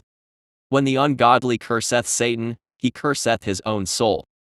A whisperer defileth his own soul, and is hated wheresoever he dwelleth. Ecclesiasticus chapter 22. A slothful man is compared to a filthy stone, and every one will hiss him out to his disgrace. A slothful man is compared to the filth of a dunghill, every man that takes it up will shake his hand. An evil-natured man is the dishonor of his father that begat him, and a foolish daughter is born to his loss. A wise daughter shall bring an inheritance to her husband, but she that liveth dishonestly is her father's heaviness. She that is bold dishonoreth both her father and her husband, but they both shall despise her. A tale out of season is as music in mourning, but stripes and correction of wisdom are never out of time. Whoso teacheth a fool is as one that glueth a potsherd together, and as he that waketh one from a sound sleep. He that telleth a tale to a fool speaketh to one in a slumber. When he hath told his tale, he will say, What is the matter? If children live honestly, and have wherewithal, they shall cover the baseness of their parents. But children, being haughty, through disdain and want of nurture, do stain the nobility of their kindred. Weep for the dead, for he hath lost the light, and weep for the fool, for he wanteth understanding. Make little weeping for the dead, for he is at rest, but the life of the fool is worse than death. 7 days do men mourn for him that is dead, but for a fool and an ungodly man all the days of his life. Talk not much with a fool, and go not to him that hath no understanding. Beware of him, lest thou have trouble, and thou shalt never be defiled with his fooleries. Depart from him, and thou shalt find rest, and never be disquieted with madness. What is heavier than lead? And what is the name thereof, but a fool? Sand and salt, and a mass of iron is easier to bear than a man without understanding. As timber girt and bound together in a building cannot be loosed with shaking, so the heart that is stablished by advised counsel shall fear at no time. A heart settled upon a thought of understanding is as a fair plaistering on the wall of a gallery. Pails set on an high place will never stand against the wind, so a fearful heart in the imagination of a fool cannot stand against any fear. He that pricketh the eye will make tears to fall, and he that pricketh the heart maketh it to show her knowledge. Whoso casteth a stone at the birds frayeth them away, and he that upbraideth his friend breaketh friendship. Though thou drewest a sword at thy friend, yet despair not, for there may be a returning to favor. If thou hast opened thy mouth against thy friend, fear not, for there may be a reconciliation, except for upbraiding, or pride, or disclosing of secrets, or a treacherous wound, for these things every friend will depart. Be faithful to thy neighbor in his poverty, that thou mayest rejoice in his prosperity. Abide steadfast unto him in the time of his trouble, that thou mayest be heir with him in his heritage. For a mean estate is not always to be contemned, nor the rich that is foolish to be had in admiration. As the vapor and smoke of a furnace goeth before the fire, so reviling before blood. I will not be ashamed to defend a friend, neither will I hide myself from him. And if any evil happen unto me by him, every one that heareth it will beware of him. Who shall set a watch before my mouth, and a seal of wisdom upon my lips, that I fall not suddenly by them, and that my tongue destroy me not? Ecclesiasticus chapter 23. O Lord, Father and Governor of all my whole life, leave me not to their counsels, and let me not fall by them. Who will set scourges over my thoughts, and the discipline of wisdom over mine heart? That they spare me not for mine ignorances, and it pass not by my sins. Lest mine ignorances increase, and my sins abound to my destruction, and I fall before mine adversaries, and mine enemy rejoice over me, whose hope is far from thy mercy. O Lord, Father and God of my life, give me not a proud look, but turn away from thy servants always a haughty mind. Turn away from me vain hopes and concupiscence, and thou shalt hold him up that is desirous always to serve thee. Let not the greediness of the belly nor lust of the flesh take hold of me, and give not over me thy servant into an impudent mind. Hear, O ye children, the discipline of the mouth, he that keepeth it shall never be taken in his lips. The sinner shall be left in his foolishness, both the evil speaker and the proud shall fall thereby. Accustom not thy mouth to swearing, neither use thyself to the naming of the Holy One. For as a servant that is continually beaten shall not be without a blue mark, so he that sweareth and nameth God continually shall not be faultless. A man that useth much swearing shall be filled with iniquity, and the plague shall never depart from his house. If he shall offend, his sin shall be upon him, and if he acknowledge not his sin, he maketh a double offense, and if he swear in vain, he shall not be innocent, but his house shall be full of calamities. There is a word that is clothed about with death. God grant that it be not found in the heritage of Jacob, for all such things shall be far from the godly, and they shall not wallow in their sins. Use not thy mouth to intemperate swearing, for therein is the word of sin. Remember thy father and thy mother, when thou sittest among great men. Be not forgetful before them, and so thou by thy custom become a fool, and wish that thou hadst not been born, and curse thy day of thy nativity. The man that is accustomed to opprobrious words will never be reformed all the days of his life. Two sorts of men multiply sin, and the third will bring wrath. A hot mind is as a burning fire, it will never be quenched till it be consumed. A fornicator in the body of his flesh will never cease till he hath kindled a fire. All bread is sweet to a whoremonger, he will not leave off till he die. A man that breaketh wedlock, saying thus in his heart, Who seeth me? I am compassed about with darkness, the walls cover me, and no body seeth me. What need I to fear? The Most High will not remember my sins. Such a man only feareth the eyes of men, and knoweth not that the eyes of the Lord are 10,000 times brighter than the sun, beholding all the ways of men, and considering the most secret parts. He knew all things ere ever they were created, so also after they were perfected he looked upon them all. This man shall be punished in the streets of the city, and where he suspecteth not, he shall be taken. Thus shall it go also with the wife that leaveth her husband, and bringeth in an heir by another.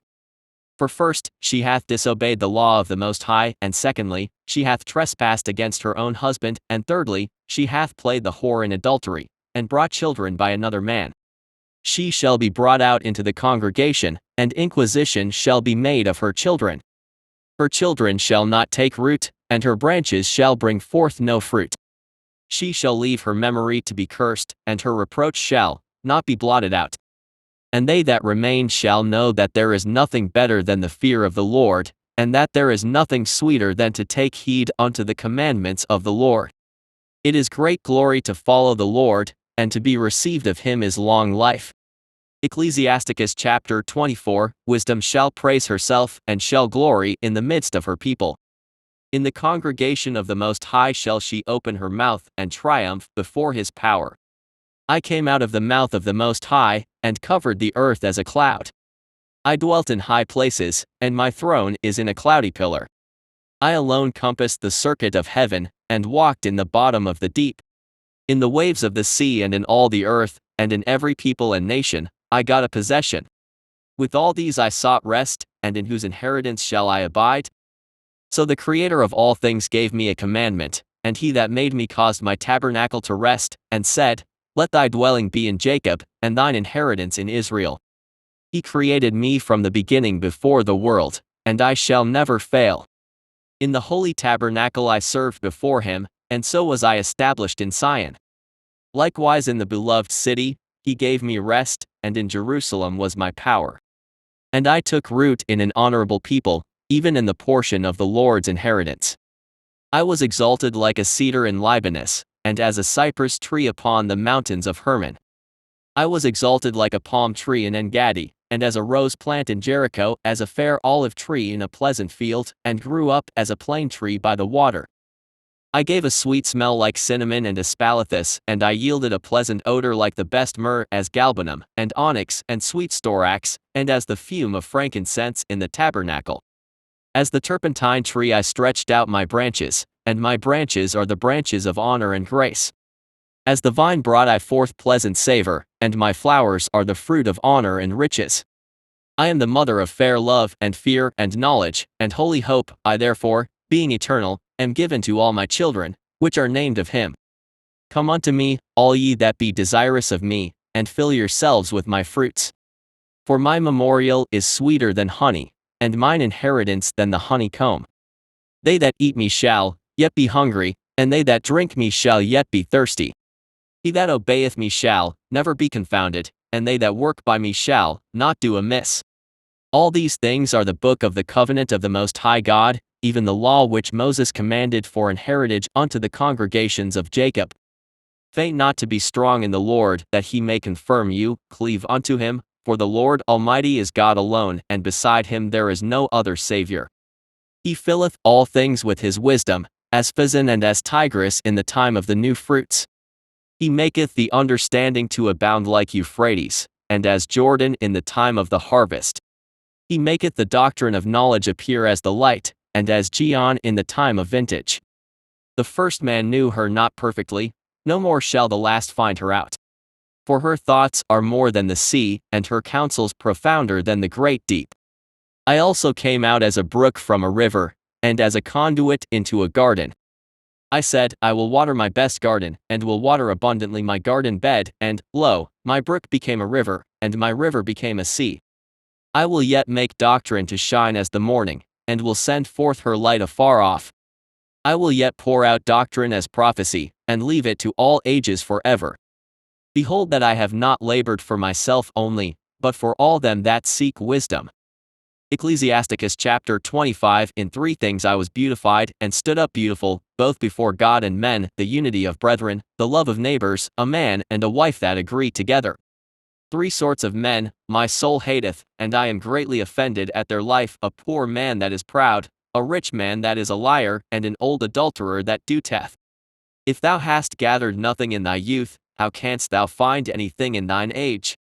Oh, how comely a thing is judgment for gray hairs, and for ancient men to know counsel. Oh, how comely is the wisdom of old men, and understanding and counsel to men of honor.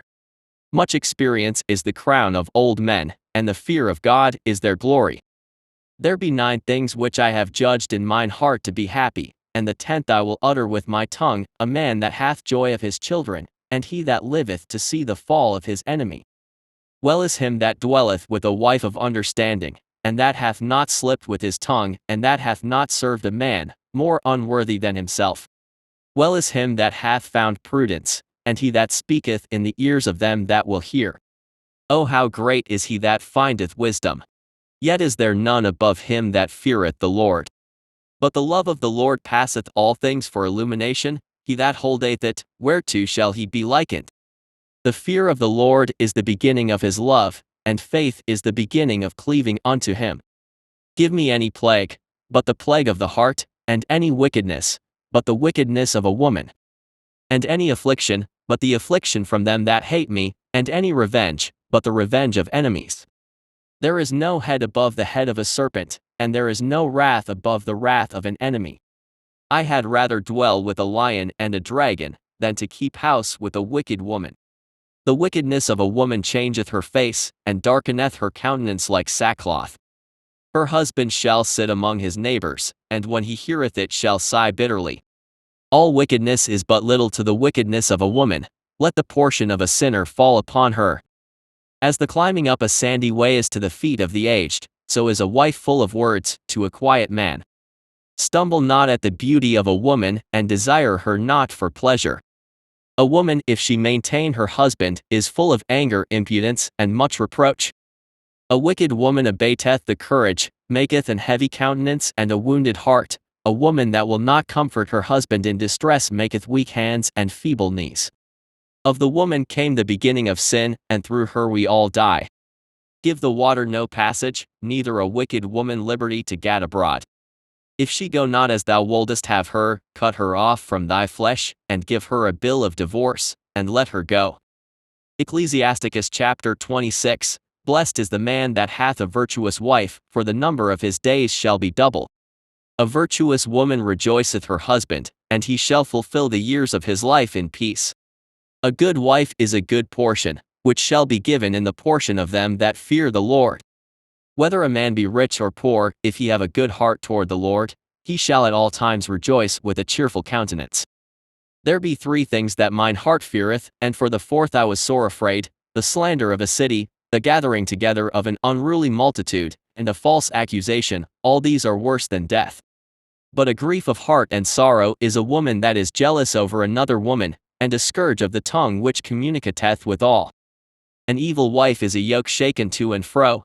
He that hath hold of her is as though he held a scorpion. A drunken woman and a gatter abroad causeth great anger, and she will not cover her own shame. The whoredom of a woman may be known in her haughty looks and eyelids. If thy daughter be shameless, keep her in straitly, lest she abuse herself through overmuch liberty. Watch over an impudent eye, and marvel not if she trespass against thee. She will open her mouth as a thirsty traveler when he hath found a fountain, and drink of every water near her. By every hedge will she sit down, and open her quiver against every arrow. The grace of a wife delighteth her husband, and her discretion will fatten his bones. A silent and loving woman is a gift of the Lord, and there is nothing so much worth as a mind well instructed. A shamefaced and faithful woman is a double grace, and her continent mind cannot be valued. As the sun when it ariseth in the high heaven, so is the beauty of a good wife in the ordering of her house. As the clear light is upon the holy candlestick, so is the beauty of the face in ripe age. As the golden pillars are upon the sockets of silver, so are the fair feet with a constant heart. My son, keep the flower of thine age sound, and give not thy strength to strangers. When thou hast gotten a fruitful possession through all the field, sow it with thine own seed, trusting in the goodness of thy stock. So thy race which thou leavest shall be magnified, having the confidence of their good descent. An harlot shall be accounted as spittle, but a married woman is a tower against death to her husband. A wicked woman is given as a portion to a wicked man, but a godly woman is given to him that feareth the Lord. A dishonest woman contemneth shame, but an honest woman will reverence her husband. A shameless woman shall be counted as a dog, but she that is shamefaced will fear the Lord. A woman that honoureth her husband shall be judged wise of all, but she that dishonoureth him in her pride shall be counted ungodly of all. A loud crying woman and a scold shall be sought out to drive away the enemies. There be 2 things that grieve my heart, and the third maketh me angry: a man of war that suffereth poverty, and men of understanding that are not set by, and one that returneth from righteousness to sin. The Lord prepareth such an one for the sword. A merchant shall hardly keep himself from doing wrong, and an huckster shall not be freed from sin. Ecclesiasticus 27. Many have sinned for a small matter, and he that seeketh for abundance will turn his eyes away. As a nail sticketh fast between the joinings of the stones, so doth sin stick close between buying and selling. Unless a man hold himself diligently in the fear of the Lord, his house shall soon be overthrown. As when one sifteth with a sieve, the refuse remaineth, so the filth of man in his talk. The furnace proveth the potter's vessels, so the trial of man is in his reasoning. The fruit declareth if the tree have been dressed, so is the utterance of a conceit in the heart of man. Praise no man before thou hearest him speak, for this is the trial of men. If thou followest righteousness, thou shalt obtain her, and put her on, as a glorious long robe. The birds will resort unto their like, so will truth return unto them that practice in her. As the lion lieth in wait for the prey, so sin for them that work iniquity. The discourse of a godly man is always with wisdom, but a fool changeth as the moon. If thou be among the indiscreet, observe the time, but be continually among men of understanding. The discourse of fools is irksome, and their sport is the wantonness of sin. The talk of him that sweareth much maketh the hair stand upright, and their brawls make one stop his ears. The strife of the proud is bloodshedding, and their revilings are grievous to the ear. Whoso discovereth secrets loseth his credit, and shall never find friend to his mind. Love thy friend, and be faithful unto him, but if thou betrayest his secrets, follow no more after him. For as a man hath destroyed his enemy, so hast thou lost the love of thy neighbor. As one that letteth a bird go out of his hand, so hast thou let thy neighbor go, and shalt not get him again. Follow after him no more, for he is too far off, he is as a roe escaped out of the snare. As for a wound, it may be bound up, and after reviling there may be reconcilement, but he that betrayeth secrets is without hope. He that winketh with the eyes worketh evil, and he that knoweth him will depart from him. When thou art present, he will speak sweetly, and will admire thy words, but at the last, he will writhe his mouth and slander thy sayings. I have hated many things, but nothing like him, for the Lord will hate him. Whoso casteth a stone on high casteth it on his own head, and a deceitful stroke shall make wounds. Whoso diggeth a pit shall fall therein, and he that setteth a trap shall be taken therein. He that worketh mischief, it shall fall upon him, and he shall not know whence it cometh. Mockery and reproach are from the proud, but vengeance, as a lion, shall lie in wait for them. They that rejoice at the fall of the righteous shall be taken in the snare, and anguish shall consume them before they die. Malice and wrath, even these are abominations, and the sinful man shall have them both. Chapter 28. He that revengeth shall find vengeance from the Lord, and he will surely keep his sins in remembrance. Forgive thy neighbor the hurt that he hath done unto thee, so shall thy sins also be forgiven when thou prayest. One man beareth hatred against another, and doth he seek pardon from the Lord? He showeth no mercy to a man, which is like himself, and doth he ask forgiveness of his own sins? If he that is but flesh nourish hatred, who will entreat for pardon of his sins? Remember thy end, and let enmity cease, remember corruption and death, and abide in the commandments. Remember the commandments, and bear no malice to thy neighbor, remember the covenant of the highest, and wink at ignorance. Abstain from strife, and thou shalt diminish thy sins, for a furious man will kindle strife. A sinful man disquieteth friends, and maketh debate among them that be at peace. As the matter of the fire is, so it burneth, and as a man's strength is, so is his wrath, and according to his riches his anger riseth, and the stronger they are which contend, the more they will be inflamed. And hasty contention kindleth a fire, and in hasty fighting sheddeth blood. If thou blow the spark, it shall burn, if thou spit upon it, it shall be quenched, and both these come out of thy mouth. Curse the whisperer and double-tongued, for such have destroyed many that were at peace. A backbiting tongue hath disquieted many, and driven them from nation to nation. Strong cities hath it pulled down, and overthrown the houses of great men. A backbiting tongue hath cast out virtuous women, and deprived them of their labors. Whoso hearkeneth unto it shall never find rest, and never dwell quietly. The stroke of the whip maketh marks in the flesh, but the stroke of the tongue breaketh the bones. Many have fallen by the edge of the sword, but not so many as have fallen by the tongue. Well is he that is defended through the venom thereof, who hath not drawn the yoke thereof, nor hath been bound in her bands. For the yoke thereof is a yoke of iron, and the bands thereof are bands of brass. The death thereof is an evil death, the grave were better than it. It shall not have rule over them that fear God, neither shall they be burned with the flame thereof. Such as forsake the Lord shall fall into it, and it shall burn in them, and not be quenched. It shall be sent upon them as a lion, and devour them as a leopard. Look that thou hedge thy possession about with thorns, and bind up thy silver and gold. And weigh thy words in a balance, and make a door and bar for thy mouth. Beware thou slide not by it, lest thou fall before him that lieth in wait. Ecclesiasticus chapter 29. He that is merciful will lend unto his neighbor, and he that strengtheneth his hand keepeth the commandments. Lend to thy neighbor in time of his need, and pay thou thy neighbor again in due season. Keep thy word, and deal faithfully with him, and thou shalt always find the thing that is necessary for thee. Many, when a thing was lent them, reckoned it to be found, and put them to trouble that helped them. Till he hath received, he will kiss a man's hand, and for his neighbor's money, he will speak submissly.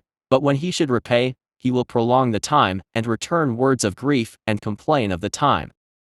If he prevail, he shall hardly receive the half, and he will count as if he had found it. If not, he hath deprived him of his money, and he hath gotten him an enemy without cause. He payeth him with cursings and railings, and for honor he will pay him disgrace. Many therefore have refused to lend for other men's ill-dealing, fearing to be defrauded. Yet have thou patience with a man in poor estate, and delay not to show him mercy. Help the poor for the commandment's sake, and turn him not away because of his poverty. Lose thy money for thy brother and thy friend, and let it not rust under a stone to be lost. Lay up thy treasure according to the commandments of the Most High, and it shall bring thee more profit than gold. Shut up alms in thy storehouses, and it shall deliver thee from all affliction. It shall fight for thee against thine enemies better than a mighty shield and strong spear. An honest man is surety for his neighbor, but he that is impudent will forsake him. Forget not the friendship of thy surety, for he hath given his life for thee. A sinner will overthrow the good estate of his surety. And he that is of an unthankful mind will leave him in danger that delivered him. Sirach hath undone many of good estate, and shaken them as a wave of the sea. Mighty men hath it driven from their houses, so that they wandered among strange nations. A wicked man transgressing the commandments of the Lord shall fall into surety, and he that undertaketh and followeth other men's business for gain shall fall into suits. Help thy neighbor according to thy power, and beware that thou thyself fall not into the same. The chief thing for life is water, and bread, and clothing, and an house to cover shame. Better is the life of a poor man in a mean cottage, than delicate fare in another man's house. Be it little or much, hold thee contented, that thou hear not the reproach of thy house. For it is a miserable life to go from house to house, for where thou art a stranger, thou darest not open thy mouth. Thou shalt entertain, and feast, and have no thanks, moreover thou shalt hear bitter words. Come, thou stranger, and furnish a table, and feed me of that thou hast ready. Give place, thou stranger, to an honorable man. My brother cometh to be lodged, and I have need of mine house. These things are grievous to a man of understanding, the upbraiding of houseroom, and reproaching of the lender. Ecclesiasticus chapter 30, He that loveth his son causeth him oft to feel the rod, that he may have joy of him in the end. He that chastiseth his son shall have joy in him, and shall rejoice of him among his acquaintance. He that teacheth his son grieveth the enemy, and before his friends he shall rejoice of him. Though his father die, yet he is as though he were not dead, for he hath left one behind him that is like himself. While he lived, he saw and rejoiced in him, and when he died, he was not sorrowful. He left behind him an avenger against his enemies, and one that shall requite kindness to his friends. He that maketh too much of his son shall bind up his wounds, and his bowels will be troubled at every cry. An horse not broken becometh headstrong, and a child left to himself will be wilful. Conquer thy child, and he shall make thee afraid. Play with him, and he will bring thee to heaviness. Laugh not with him, lest thou have sorrow with him, and lest thou gnash thy teeth in the end. Give him no liberty in his youth, and wink not at his follies. Bow down his neck while he is young, and beat him on the sides while he is a child, lest he wax stubborn and be disobedient unto thee, and so bring sorrow to thine heart. Chastise thy son, and hold him to labor, lest his lewd behavior be an offense unto thee. Better is the poor, being sound and strong of constitution, than a rich man that is afflicted in his body. Health and good estate of body are above all gold, and a strong body above infinite wealth. There is no riches above a sound body, and no joy above the joy of the heart. Death is better than a bitter life, or continual sickness. Delicates poured upon a mouth shut up are as messes of meat set upon a grave. What good doeth the offering unto an idol? For neither can it eat nor smell, so is he that is persecuted of the Lord. He seeth with his eyes and groaneth, as an eunuch that embrasseth a virgin and sigheth. Give not over thy mind to heaviness, and afflict not thyself in thine own counsel. The gladness of the heart is the life of man, and the joyfulness of a man prolongeth his days. Love thine own soul, and comfort thy heart. Remove sorrow far from thee, for sorrow hath killed many, and there is no profit therein. Envy and wrath shorten the life, and carefulness bringeth age before the time. A cheerful and good heart will have a care of his meat and diet. Ecclesiasticus chapter 31, Watching for riches consumeth the flesh, and the care thereof driveth away sleep. Watching care will not let a man slumber, as a sore disease breaketh sleep. The rich hath great labor in gathering riches together, and when he resteth, he is filled with his delicates. The poor laboreth in his poor estate, and when he leaveth off, he is still needy. He that loveth gold shall not be justified, and he that followeth corruption shall have enough thereof. Gold hath been the ruin of many, and their destruction was present. It is a stumbling block unto them that sacrifice unto it, and every fool shall be taken therewith. Blessed is the rich that is found without blemish, and hath not gone after gold. Who is he? And we will call him blessed, for wonderful things hath he done among his people. Who hath been tried thereby, and found perfect? Then let him glory. Who might offend, and hath not offended? Or done evil, and hath not done it? His goods shall be established, and the congregation shall declare his alms. If thou sit at a bountiful table, be not greedy upon it, and say not, there is much meat on it. Remember that a wicked eye is an evil thing, and what is created, more wicked than an eye. Therefore it weepeth upon every occasion. Stretch not thine hand whithersoever it looketh, and thrust it not with him into the dish. Judge not thy neighbor by thyself, and be discreet in every point. Eat as it becometh a man, those things which are set before thee, and devour not, lest thou be hated. Leave off first for manner's sake, and be not unsatiable, lest thou offend. When thou sittest among many, reach not thine hand out first of all. A very little is sufficient for a man well nurtured, and he fetcheth not his wind short upon his bed. Sound sleep cometh of moderate eating, he riseth early, and his wits are with him, but the pain of watching, and choler, and pangs of the belly, are with an unsatiable man. And if thou hast been forced to eat, arise, go forth, vomit, and thou shalt have rest. My son, hear me, and despise me not, and at the last, thou shalt find as I told thee, in all thy works be quick, so shall there no sickness come unto thee. Whoso is liberal of his meat, men shall speak well of him, and the report of his good housekeeping will be believed.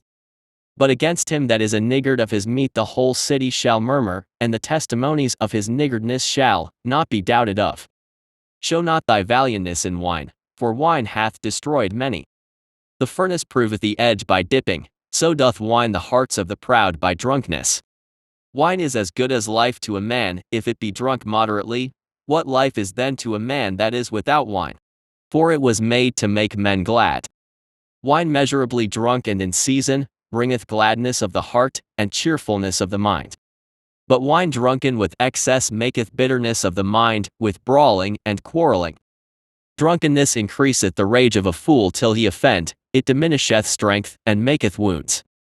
Rebuke not thy neighbor at the wine, and despise him not in his mirth, give him no despiteful words, and press not upon him with urging him to drink. Ecclesiasticus chapter 32, If thou be made the master of a feast, lift not thyself up, but be among them as one of the rest, take diligent care for them, and so sit down. And when thou hast done all thy office, take thy place, that thou mayest be merry with them, and receive a crown for thy well-ordering of the feast. Speak, thou that art the elder, for it becometh thee, but with sound judgment, and hinder not music. Pour not out words where there is a musician, and show not forth wisdom out of time. A concert of music in a banquet of wine is as a signet of carbuncle set in gold. As a signet of an emerald set in a work of gold, so is the melody of music with pleasant wine. Speak, young man, if there be need of thee, and yet scarcely when thou art twice asked. Let thy speech be short, comprehending much in few words, be as one that knoweth and yet holdeth his tongue. If thou be among great men, make not thyself equal with them, and when ancient men are in place, use not many words. Before the thunder goeth lightning, and before a shamefaced man shall go favor. Rise up betimes, and be not the last, but get thee home without delay. There take thy pastime, and do what thou wilt, but sin not by proud speech. And for these things bless him that made thee, and hath replenished thee with his good things. Whoso feareth the Lord will receive his discipline, and they that seek him early shall find favor. He that seeketh the law shall be filled therewith, but the hypocrite will be offended thereat. They that fear the Lord shall find judgment, and shall kindle justice as a light. A sinful man will not be reproved, but findeth an excuse according to his will. A man of counsel will be considerate, but a strange and proud man is not daunted with fear, even when of himself he hath done without counsel. Do nothing without advice, and when thou hast once done, repent not. Go not in a way wherein thou mayest fall, and stumble not among the stones. Be not confident in a plain way. And beware of thine own children. In every good work trust thy own soul, for this is the keeping of the commandments. He that believeth in the Lord taketh heed to the commandment, and he that trusteth in him shall fare never the worse. Ecclesiasticus chapter 33, There shall no evil happen unto him that feareth the Lord, but in temptation even again, he will deliver him. A wise man hateth not the law, but he that is an hypocrite therein is as a ship in a storm. A man of understanding trusteth in the law, and the law is faithful unto him as an oracle. Prepare what to say, and so thou shalt be heard, and bind up instruction, and then make answer. The heart of the foolish is like a cartwheel, and his thoughts are like a rolling axle-tree. A stallion horse is as a mocking friend, he neigheth under every one that sitteth upon him. Why doth one day excel another, when as all the light of every day in the year is of the sun? By the knowledge of the Lord they were distinguished, and he altered seasons and feasts. Some of them hath he made high days and hallowed them, and some of them hath he made ordinary days.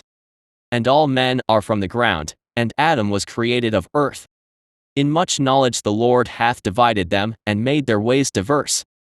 Some of them hath he blessed and exalted, and some of them he sanctified and set near himself, but some of them hath he cursed and brought low, and turned out of their places. As the clay is in the potter's hand, to fashion it at his pleasure, so man is in the hand of him that made him, to render to them as liketh him best. Good is set against evil, and life against death, so is the godly against the sinner, and the sinner against the godly. So look upon all the works of the Most High, and there are two and two, one against another. I awaked up last of all, as one that gathereth after the grape-gatherers. By the blessing of the Lord I profited, and tread my winepress like a gatherer of grapes. Consider that I labored not for myself only, but for all them that seek learning. Hear me, O ye great men of the people, and hearken with your ears, ye rulers of the congregation. Give not thy son and wife, thy brother and friend, power over thee while thou livest, and give not thy goods to another, lest it repent thee, and thou entreat for the same again. As long as thou livest and hast breath in thee, give not thyself over to any. For better it is that thy children should seek to thee, than that thou shouldest stand to their courtesy. In all thy works keep to thyself the preeminence, leave not a stain in thine honor. At the time when thou shalt end thy days and finish thy life, distribute thine inheritance. Fodder, a wand, and burdens are for the ass, and bread, correction, and work for a servant. If thou set thy servant to labor, thou shalt find rest, but if thou let him go idle, he shall seek liberty. A yoke and a collar do bow the neck, so are tortures and torments for an evil servant. Send him to labor, that he be not idle, for idleness teacheth much evil. Set him to work as is fit for him, if he be not obedient, put on more heavy fetters. But be not excessive toward any, and without discretion do nothing. If thou have a servant, let him be unto thee as thyself, because thou hast bought him with a price. If thou have a servant, entreat him as a brother, for thou hast need of him as of thine own soul. If thou entreat him evil, and he run from thee, which way wilt thou go to seek him? Ecclesiasticus chapter 34, The hopes of a man void of understanding are vain and false, and dreams lift up fools. Whoso regardeth dreams is like him that catcheth at a shadow, and followeth after the wind. The vision of dreams is the resemblance of one thing to another, even as the likeness of a face to a face. Of an unclean thing what can be cleansed? And from that thing which is false what truth can come? Divinations and soothsayings and dreams are vain, and the heart fancieth as a woman's heart in travail. If they be not sent from the Most High in thy visitation, set not thy heart upon them. Lies and wisdom is perfection to a faithful mouth. A man that hath travelled knoweth many things, and he that hath much experience will declare wisdom. He that hath no experience knoweth little, but he that hath travelled is full of prudence. When I travelled, I saw many things, and I understand more than I can express. I was ofttimes in danger of death, yet I was delivered because of these things.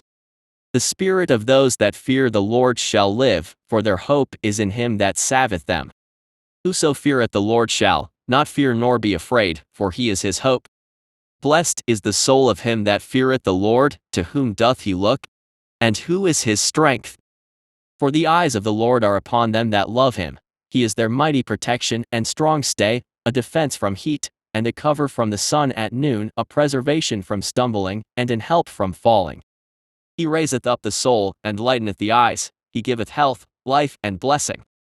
He that sacrificeth of a thing wrongfully gotten, his offering is ridiculous, and the gifts of unjust men are not accepted. The Most High is not pleased with the offerings of the wicked, neither is he pacified for sin by the multitude of sacrifices. Whoso bringeth an offering of the goods of the poor doeth as one that killeth the son before his father's eyes. The bread of the needy is their life, he that defraudeth him thereof is a man of blood. He that taketh away his neighbor's living slayeth him, and he that defraudeth the laborer of his hire is a bloodshedder. When one buildeth and another pulleth down, what profit have they then but labor? When one prayeth and another curseth, whose voice will the Lord hear? He that washeth himself after the touching of a dead body, if he touch it again, what availeth his washing? So is it with a man that fasteth for his sins and goeth again, and doeth the same, who will hear his prayer? Or what doth his humbling profit him? Ecclesiasticus chapter 35, He that keepeth the law bringeth offerings enough, he that taketh heed to the commandment offereth a peace offering. He that requiteth good turn offereth fine flour, and he that giveth alms sacrificeth praise. To depart from wickedness is a thing pleasing to the Lord, and to forsake unrighteousness is a propitiation. Thou shalt not appear empty before the Lord. For all these things are to be done because of the commandment. The offering of the righteous maketh the altar fat, and the sweet savor thereof is before the Most High. The sacrifice of a just man is acceptable, and the memorial thereof shall never be forgotten. Give the Lord his honor with a good eye, and diminish not the firstfruits of thine hands. In all thy gifts show a cheerful countenance, and dedicate thy tithes with gladness. Give unto the Most High according as he hath enriched thee, and as thou hast gotten, give with a cheerful eye. For the Lord recompenseth, and will give thee 7 times as much. Do not think to corrupt with gifts, for such he will not receive, and trust not to unrighteous sacrifices, for the Lord is judge, and with him is no respect of persons. He will not accept any person against a poor man, but will hear the prayer of the oppressed. He will not despise the supplication of the fatherless, nor the widow, when she poureth out her complaint. Do not the tears run down the widow's cheeks? And is not her cry against him that causeth them to fall? He that serveth the Lord shall be accepted with favor, and his prayer shall reach unto the clouds. The prayer of the humble pierceth the clouds, and till it come nigh, he will not be comforted, and will not depart till the Most High shall behold to judge righteously and execute judgment. For the Lord will not be slack, neither will the mighty be patient toward them, till he have smitten in sunder the loins of the unmerciful and repaid vengeance to the heathen, till he have taken away the multitude of the proud and broken the scepter of the unrighteous. Till he have rendered to every man according to his deeds, and to the works of men according to their devices, till he have judged the cause of his people and made them to rejoice in his mercy. Mercy is seasonable in the time of affliction, as clouds of rain in the time of drought. Ecclesiasticus chapter 36, Have mercy upon us, O Lord God of all, and behold us. And send thy fear upon all the nations that seek not after thee. Lift up thy hand against the strange nations, and let them see thy power. As thou wast sanctified in us before them, so be thou magnified among them before us. And let them know thee, as we have known thee, that there is no God but only thou, O God. Show new signs, and make other strange wonders. Glorify thy hand and thy right arm, that they may set forth thy wondrous works. Raise up indignation, and pour out wrath, take away the adversary, and destroy the enemy. Sake the time short, remember the covenant, and let them declare thy wonderful works. Let him that escaped be consumed by the rage of the fire, and let them perish that oppress the people. Smite in sunder the heads of the rulers of the heathen, that say, there is none other but we. Gather all the tribes of Jacob together, and inherit thou them, as from the beginning. O Lord, have mercy upon the people that is called by thy name, and upon Israel, whom thou hast named thy firstborn. O be merciful unto Jerusalem, thy holy city, the place of thy rest. Fill Sion with thine unspeakable oracles, and thy people with thy glory. Give testimony unto those that thou hast possessed from the beginning, and raise up prophets that have been in thy name. Reward them that wait for thee, and let thy prophets be found faithful. O Lord, hear the prayer of thy servants, according to the blessing of Aaron over thy people, that all they which dwell upon the earth may know that thou art the Lord, the eternal God. The belly devoureth all meats, yet is one meat better than another. As the palate tasteth divers kinds of venison, so doth an heart of understanding false speeches. A froward heart causeth heaviness, but a man of experience will recompense him. A woman will receive every man, yet is one daughter better than another. The beauty of a woman cheereth the countenance, and a man loveth nothing better. If there be kindness, meekness, and comfort in her tongue, then is not her husband like other men. He that getteth a wife beginneth a possession, a help like unto himself, and a pillar of rest. Where no hedge is, there the possession is spoiled, and he that hath no wife will wander up and down mourning. Who will trust a thief well appointed, that skippeth from city to city? So who will believe a man that hath no house, and lodgeth wheresoever the night taketh him? Ecclesiasticus chapter 37. Every friend saith, I am his friend also, but there is a friend, which is only a friend in name. Is it not a grief unto death when a companion and friend is turned to an enemy? O wicked imagination, whence camest thou in to cover the earth with deceit? There is a companion, which rejoiceth in the prosperity of a friend, but in the time of trouble will be against him.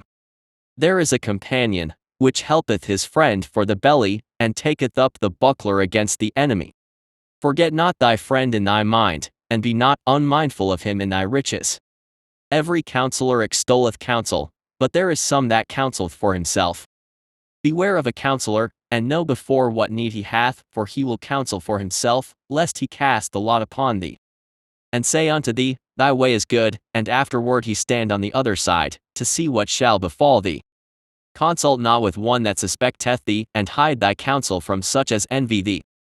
Neither consult with a woman touching her of whom she is jealous, neither with a coward in matters of war, nor with a merchant concerning exchange, nor with a buyer of selling, nor with an envious man of thankfulness, nor with an unmerciful man touching kindness, nor with the slothful for any work, nor with an hireling for a year of finishing work, nor with an idle servant of much business. Hearken not unto these in any matter of counsel.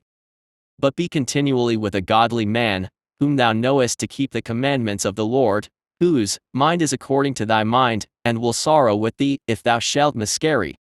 And let the counsel of thine own heart stand, for there is no man more faithful unto thee than it.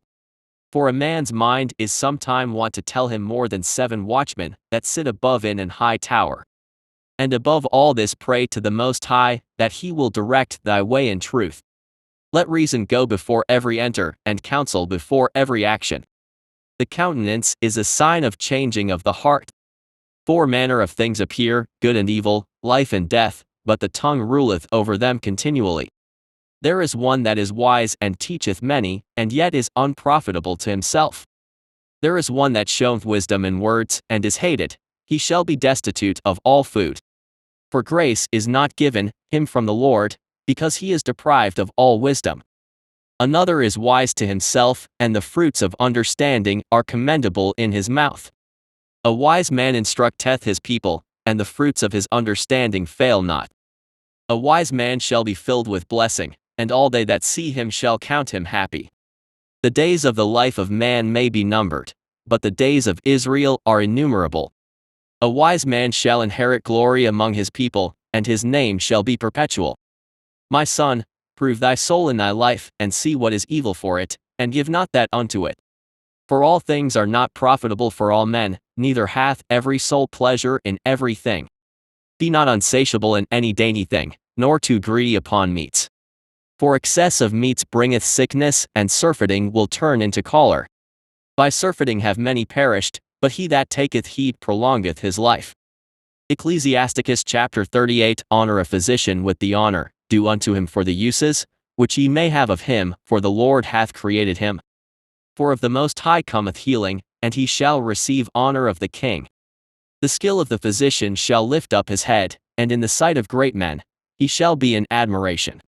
The Lord hath created medicines out of the earth, and he that is wise will not abhor them.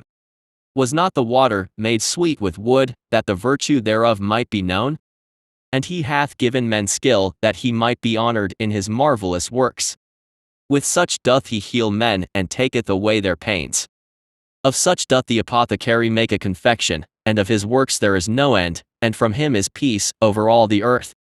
My son, in thy sickness be not negligent, but pray unto the Lord, and he will make thee whole. Leave off from sin, and order thine hands aright, and cleanse thy heart from all wickedness. Give a sweet savor, and a memorial of fine flour, and make a fat offering, as not being. Then give place to the physician, for the Lord hath created him. Let him not go from thee, for thou hast need of him. There is a time when in their hands there is good success. For they shall also pray unto the Lord that he would prosper that which they give for ease and remedy to prolong life. He that sinneth before his Maker, let him fall into the hand of the physician. My son, let tares fall down over the dead, and begin to lament as if thou hadst suffered great harm thyself, and then cover his body according to the custom, and neglect not his burial. Weep bitterly, and make great moan, and use lamentation, as he is worthy, and that a day or two, lest thou be evil spoken of, and then comfort thyself for thy heaviness. For of heaviness cometh death, and the heaviness of the heart breaketh strength. In affliction also sorrow remaineth, and the life of the poor is the curse of the heart. Take no heaviness to heart, drive it away, and remember the last end. Forget it not, for there is no turning again. Thou shalt not do him good, but hurt thyself. Remember my judgment, for thine also shall be so, yesterday for me, and today for thee. When the dead is at rest, let his remembrance rest, and be comforted for him, when his spirit is departed from him. The wisdom of a learned man cometh by opportunity of leisure, and he that hath little business shall become wise. How can he get wisdom that holdeth the plough, and that glorieth in the goad that driveth oxen, and is occupied in their labors, and whose talk is of bullocks? He giveth his mind to make furrows, and is diligent to give the kine fodder. So every carpenter and workmaster that laboureth night and day, and they that cut and grave seals, and are diligent to make great variety, and give themselves to counterfeit imagery, and watch to finish a work. The smith also sitting by the anvil, and considering the iron work, the vapour of the fire, wasteth his flesh, and he fighteth with the heat of the furnace. The noise of the hammer and the anvil is ever in his ears, and his eyes look still upon the pattern of the thing that he maketh. He setteth his mind to finish his work, and watcheth to polish it perfectly. So doth the potter sitting at his work, and turning the wheel about with his feet, who is always carefully set at his work, and maketh all his work by number. He fashioneth the clay with his arm, and boweth down his strength before his feet. He applieth himself to lead it over, and he is diligent to make clean the furnace. All these trust to their hands, and every one is wise in his work. Without these cannot a city be inhabited, and they shall not dwell where they will, nor go up and down. They shall not be sought for in public council, nor sit high in the congregation. They shall not sit on the judge's seat, nor understand the sentence of judgment. They cannot declare justice and judgment, and they shall not be found where parables are spoken. But they will maintain the state of the world, and all their desire is in the work of their craft. Ecclesiasticus chapter 39. But he that giveth his mind to the law of the Most High, and is occupied in the meditation thereof, will seek out the wisdom of all the ancient, and be occupied in prophecies. He will keep the sayings of the renowned men, and where subtle parables are, he will be there also. He will seek out the secrets of grave sentences, and be conversant in dark parables. He shall serve among great men, and appear before princes. He will travel through strange countries, for he hath tried the good and the evil among men. He will give his heart to resort early to the Lord that made him, and will pray before the Most High, and will open his mouth in prayer, and make supplication for his sins. When the great Lord will, he shall be filled with the spirit of understanding. He shall pour out wise sentences, and give thanks unto the Lord in his prayer. He shall direct his counsel and knowledge, and in his secrets shall he meditate. He shall show forth that which he hath learned, and shall glory in the law of the covenant of the Lord. Many shall commend his understanding, and so long as the world endureth, it shall not be blotted out, his memorial shall not depart away, and his name shall live from generation to generation. Nations shall show forth his wisdom, and the congregation shall declare his praise. If he die, he shall leave a greater name than 1,000, and if he live, he shall increase it. Yet have I more to say, which I have thought upon, for I am filled as the moon at the full. Hearken unto me, ye holy children, and bud forth as a rose growing by the brook of the field.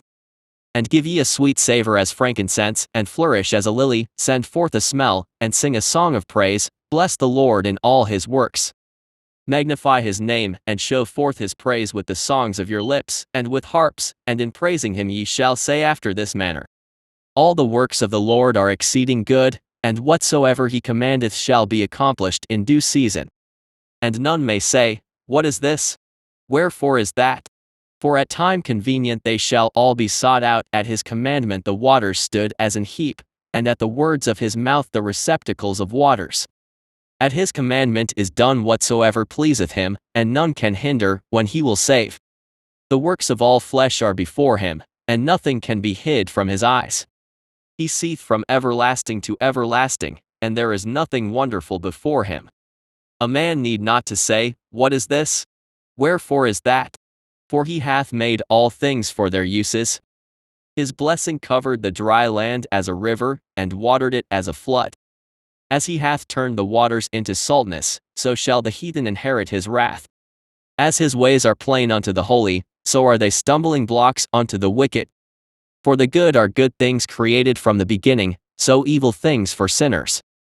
The principal things for the whole use of man's life are water, fire, iron, and salt, flour of wheat, honey, milk, and the blood of the grape, and oil, and clothing. All these things are for good to the godly, so to the sinners, they are turned into evil. There be spirits that are created for vengeance, which in their fury, lay on sore strokes. In the time of destruction, they pour out their force, and appease the wrath of him that made them. Fire, and hail, and famine, and death, all these were created for vengeance. Teeth of wild beasts, and scorpions, serpents, and the sword punishing the wicked to destruction. They shall rejoice in his commandment, and they shall be ready upon earth when need is, and when their time is come, they shall not transgress his word. Therefore from the beginning I was resolved and thought upon these things, and have left them in writing. All the works of the Lord are good, and he will give every needful thing in due season. So that a man cannot say, This is worse than that, for in time they shall all be well approved. And therefore praise ye the Lord with the whole heart and mouth, and bless the name of the Lord. Ecclesiasticus chapter 40, Great travail is created for every man, and an heavy yoke is upon the sons of Adam, from the day that they go out of their mother's womb, till the day that they return to the mother of all things. Their imagination of things to come, and the day of death, trouble their thoughts, and cause fear of heart. From him that sitteth on a throne of glory, unto him that is humbled in earth and ashes. From him that weareth purple and a crown, unto him that is clothed with a linen frock. Wrath, and envy, trouble and unquietness, fear of death, and anger, and strife, and in the time of rest upon his bed his night sleep, do change his knowledge. A little or nothing is his rest, and afterward he is in his sleep, as in a day of keeping watch, troubled in the vision of his heart, as if he were escaped out of a battle. When all is safe, he awaketh, and marveleth that the fear was nothing. Such things happen unto all flesh, both man and beast, and that is sevenfold more upon sinners. Death, and bloodshed, strife, and sword, calamities, famine, tribulation, and the scourge. These things are created for the wicked, and for their sakes came the flood.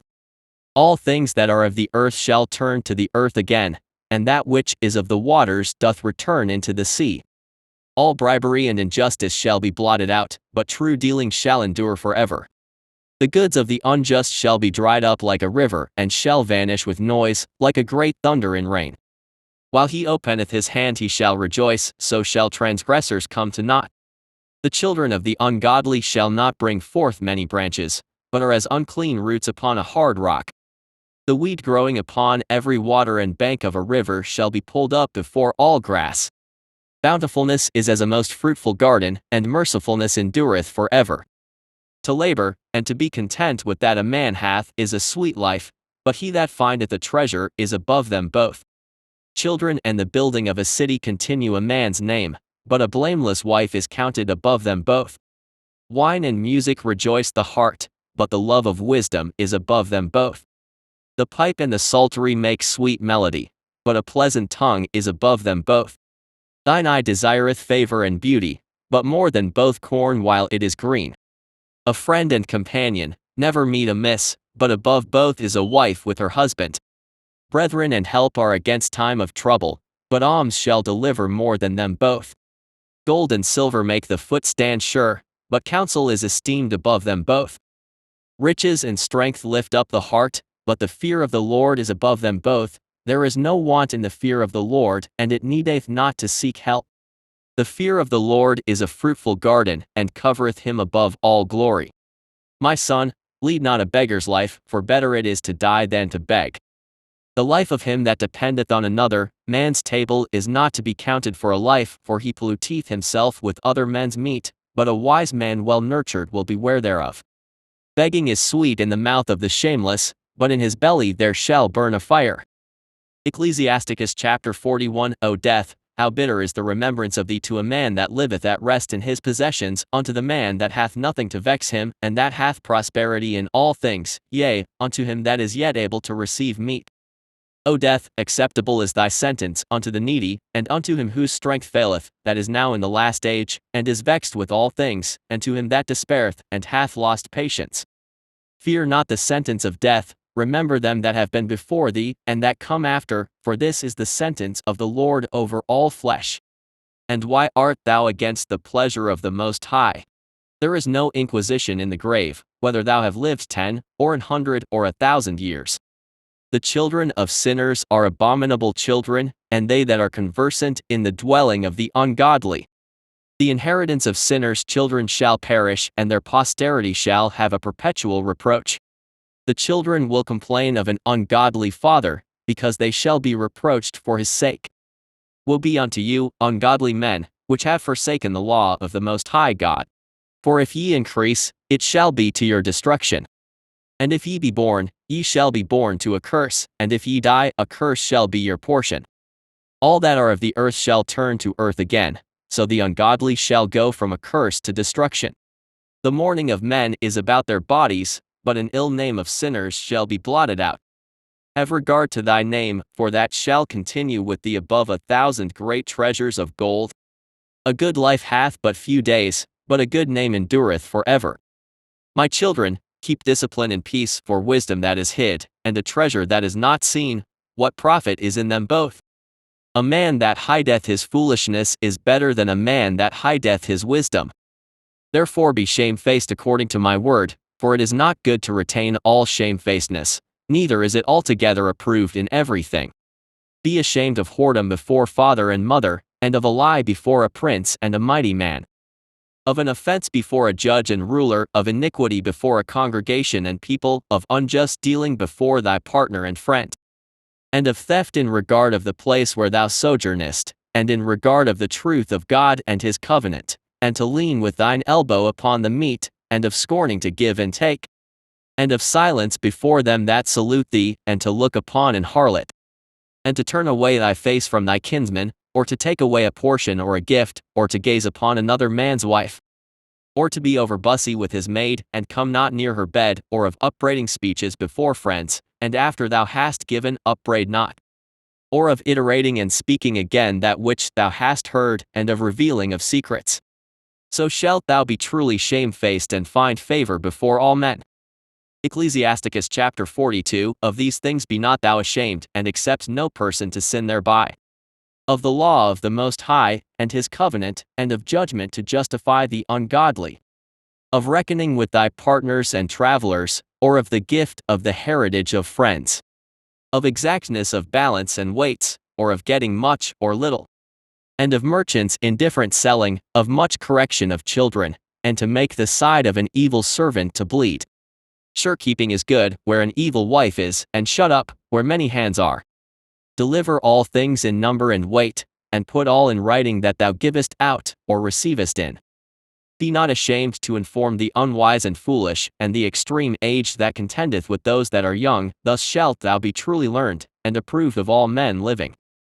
The father waketh for the daughter when no man knoweth, and the care for her taketh away sleep when she is young, lest she pass away, the flower of her age, and being married, lest she should be hated in her virginity, lest she should be defiled and gotten with child in her father's house, and having an husband, lest she should misbehave herself, and when she is married, lest she should be barren. Keep a sure watch over a shameless daughter, lest she make thee a laughingstock to thine enemies, and a byword in the city, and a reproach among the people, and make thee ashamed before the multitude.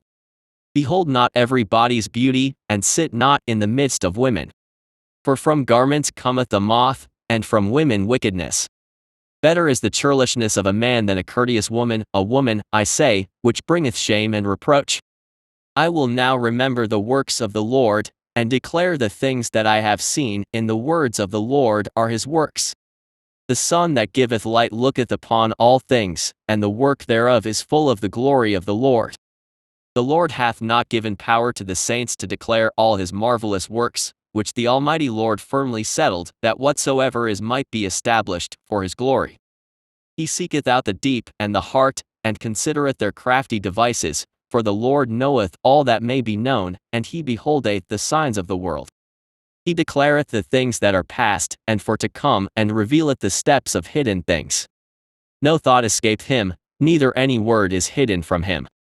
He hath garnished the excellent works of his wisdom, and he is from everlasting to everlasting, unto him may nothing be added, neither can he be diminished, and he hath no need of any counselor. Oh, how desirable are all his works! And that a man may see even to a spark. All these things live and remain forever for all uses, and they are all obedient. All things are double one against another, and he hath made nothing imperfect. One thing establisheth the good, or another, and who shall be filled with beholding his glory? Ecclesiasticus chapter 43, the pride of the height, the clear firmament, the beauty of heaven with his glorious show. The sun when it appeareth, declaring at his rising a marvelous instrument, the work of the Most High. At noon it parketh the country, and who can abide the burning heat thereof? A man blowing a furnace is in works of heat, but the sun burneth the mountains 3 times more, breathing out fiery vapors and sending forth bright beams, it dimmeth the eyes. Great is the Lord that made it, and at his commandment runneth hastily. He made the moon also to serve in her season for a declaration of times and a sign of the world. From the moon is the sign of feasts, a light that decreaseth in her perfection. The month is called after her name, increasing wonderfully in her changing, being an instrument of the armies above, shining in the firmament of heaven. The beauty of heaven, the glory of the stars, an ornament giving light in the highest places of the Lord. At the commandment of the Holy One they will stand in their order, and never faint in their watches. Look upon the rainbow, and praise him that made it, very beautiful it is in the brightness thereof. It compasseth the heaven about with a glorious circle, and the hands of the Most High have bended it. By his commandment he maketh the snow to fall apace, and sendeth swiftly the lightnings of his judgment. Through this the treasures are opened, and clouds fly forth as fowls. By his great power he maketh the clouds firm, and the hailstones are broken small. At his sight the mountains are shaken, and at his will the south wind bloweth. The noise of the thunder maketh the earth to tremble, so doth the northern storm, and the whirlwind, as birds flying he scattereth the snow, and the falling down thereof is as the lighting of grasshoppers. The eye marveleth at the beauty of the whiteness thereof, and the heart is astonished at the raining of it. The hoarfrost also as salt, he poureth on the earth, and being congealed, it lieth on the top of sharp stakes. When the cold north wind bloweth, and the water is congealed into ice, it abideth upon every gathering together of water, and clotheth the water as with a breastplate. It devoureth the mountains, and burneth the wilderness, and consumeth the grass as fire. A present remedy of all is a mist coming speedily, a dew coming after heat refresheth. By his counsel he appeaseth the deep, and planteth islands therein. They that sail on the sea tell of the danger thereof, and when we hear it with our ears, we marvel thereat. For therein be strange and wondrous works, variety of all kinds of beasts and whales created. By him the end of them hath prosperous success, and by his word all things consist. We may speak much, and yet come short, wherefore in sum, he is all. How shall we be able to magnify him? For he is great above all his works. The Lord is terrible and very great, and marvelous is his power. When ye glorify the Lord, exalt him as much as ye can, for even yet will he far exceed, and when ye exalt him, put forth all your strength, and be not weary, for ye can never go far enough. Who hath seen him, that he might tell us? And who can magnify him as he is? There are yet hid greater things than these be, for we have seen but a few of his works. For the Lord hath made all things, and to the godly hath he given wisdom. Ecclesiasticus chapter 44. Let us now praise famous men, and our fathers that begat us. The Lord hath wrought great glory by them through his great power from the beginning. Such as did bear rule in their kingdoms, men renowned for their power, giving counsel by their understanding, and declaring prophecies. Leaders of the people by their counsels, and by their knowledge of learning meet for the people, wise and eloquent are their instructions. Such as found out musical tunes, and recited verses in writing. Rich men furnished with ability, living peaceably in their habitations. All these were honored in their generations, and were the glory of their times. There be of them that have left a name behind them, that their praises might be reported. And some there be, which have no memorial, who are perished as though they had never been, and are become as though they had never been born, and their children after them. But these were merciful men, whose righteousness hath not been forgotten. With their seed shall continually remain a good inheritance, and their children are within the covenant. Their seed standeth fast, and their children for their sakes. Their seed shall remain forever, and their glory shall not be blotted out. Their bodies are buried in peace, but their name liveth for evermore. The people will tell of their wisdom, and the congregation will show forth their praise. Enoch pleased the Lord, and was translated, being an example of repentance to all generations.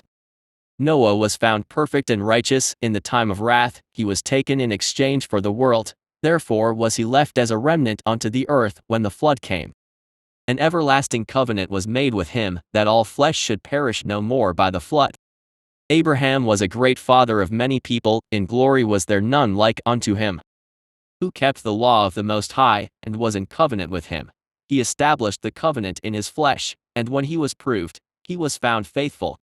Therefore he assured him by an oath, that he would bless the nations in his seed, and that he would multiply him as the dust of the earth, and exalt his seed as the stars, and cause them to inherit from sea to sea, and from the river unto the utmost part of the land.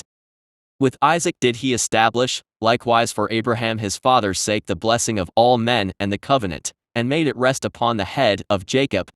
He acknowledged him in his blessing, and gave him in heritage, and divided his portions, among the 12 tribes did he part them. Ecclesiasticus chapter 45. And he brought out of him a merciful man, which found favor in the sight of all flesh, even Moses, beloved of God and men, whose memorial is blessed. He made him like to the glorious saints, and magnified him, so that his enemies stood in fear of him. By his words he caused the wonders to cease, and he made him glorious in the sight of kings, and gave him a commandment for his people, and showed him part of his glory. He sanctified him in his faithfulness and meekness, and chose him out of all men. He made him to hear his voice, and brought him into the dark cloud, and gave him commandments before his face, even the law of life and knowledge, that he might teach Jacob his covenants, and Israel his judgments. He exalted Aaron, an holy man like unto him, even his brother, of the tribe of Levi. An everlasting covenant he made with him, and gave him the priesthood among the people. He beautified him with comely ornaments, and clothed him with a robe of glory. He put upon him perfect glory, and strengthened him with rich garments, with breeches, with a long robe, and the ephod. And he compassed him with pomegranates, and with many golden bells round about, that as he went, there might be a sound, and a noise made that might be heard in the temple, for a memorial to the children of his people. With an holy garment, with gold, and blue silk, and purple, the work of the embroider, with a breastplate of judgment, and with Urim and Thummim. With twisted scarlet, the work of the cunning workman, with precious stones graven like seals, and set in gold, the work of the jeweler, with the writing engraved for a memorial, after the number of the tribes of Israel. He set a crown of gold upon the mitre, wherein was engraved holiness, an ornament of honor, a costly work, the desires of the eyes, goodly and beautiful. Before him there were none such, neither did ever any stranger put them on, but only his children, and his children's children perpetually. Their sacrifices shall be wholly consumed every day twice continually. Moses consecrated him and anointed him with holy oil. This was appointed unto him by an everlasting covenant, and to his seed, so long as the heavens should remain, that they should minister unto him, and execute the office of the priesthood, and bless the people in his name. He chose him out of all men living to offer sacrifices to the Lord, incense and a sweet savor, for a memorial, to make reconciliation for his people. He gave unto him his commandments, and authority in the statutes of judgments, that he should teach Jacob the testimonies, and inform Israel in his laws. Strangers conspired together against him, and maligned him in the wilderness, even the men that were of Dathan's, and Abiram's side, and the congregation of Kor, with fury and wrath. This the Lord saw, and it displeased him, and in his wrathful indignation were they consumed. He did wonders upon them, to consume them with the fiery flame. But he made Aaron more honorable, and gave him an heritage, and divided unto him the firstfruits of the increase, especially he prepared bread in abundance. For they eat of the sacrifices of the Lord, which he gave unto him and his seed. Howbeit in the land of the people he had no inheritance, neither had he any portion among the people, for the Lord himself is his portion and inheritance. The third in glory is Phinehas the son of Eleazar, because he had zeal in the fear of the Lord, and stood up with good courage of heart, when the people were turned back, and made reconciliation for Israel.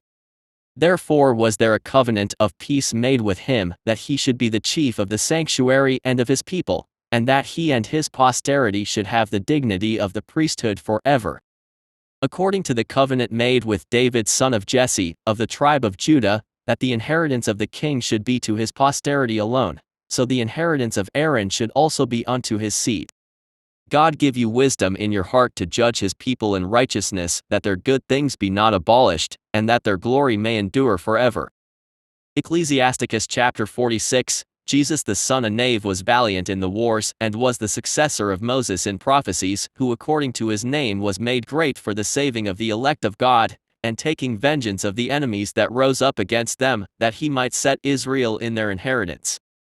How great glory gat he when he did lift up his hands, and stretched out his sword against the cities.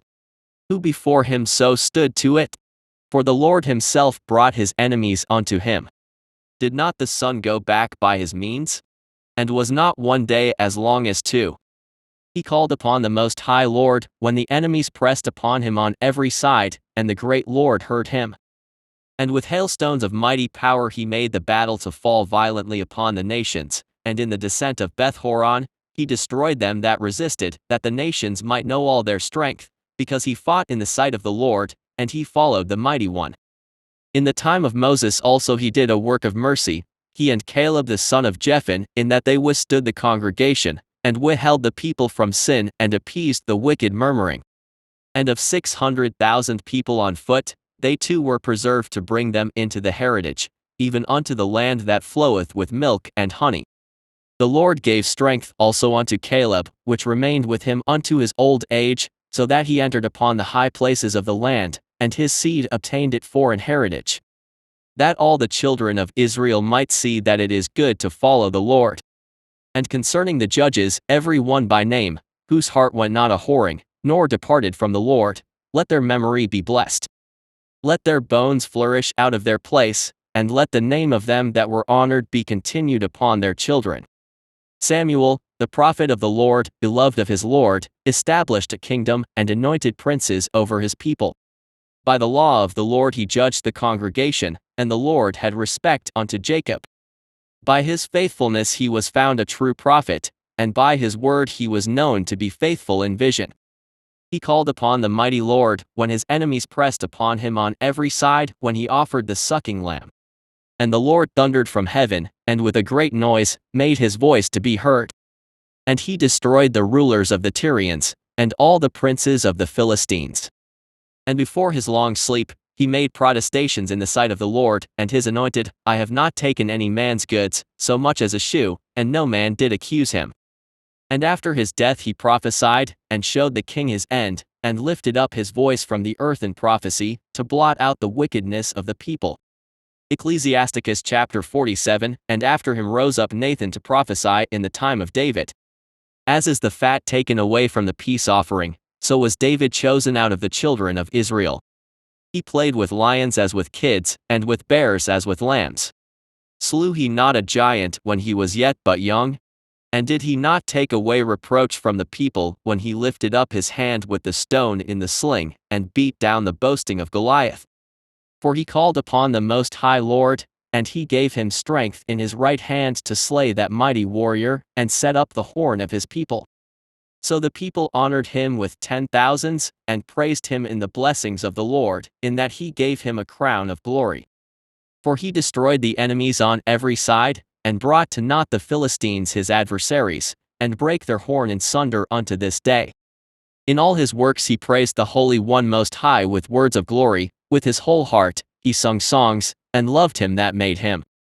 He set singers also before the altar, that by their voices, they might make sweet melody, and daily sing praises in their songs. He beautified their feasts, and set in order the solemn times until the end, that they might praise his holy name, and that the temple might sound from morning. The Lord took away his sins and exalted his horn forever. He gave him a covenant of kings and a throne of glory in Israel. After him rose up a wise son, and for his sake he dwelt at large. Solomon reigned in a peaceable time, and was honored, for God made all quiet round about him, that he might build an house in his name, and prepare his sanctuary forever. How wise wast thou in thy youth, and, as a flood, filled with understanding. Thy soul covered the whole earth, and thou filledst it with dark parables. Thy name went far unto the islands, and for thy peace thou wast beloved. The countries marveled at thee for thy songs, and proverbs, and parables, and interpretations.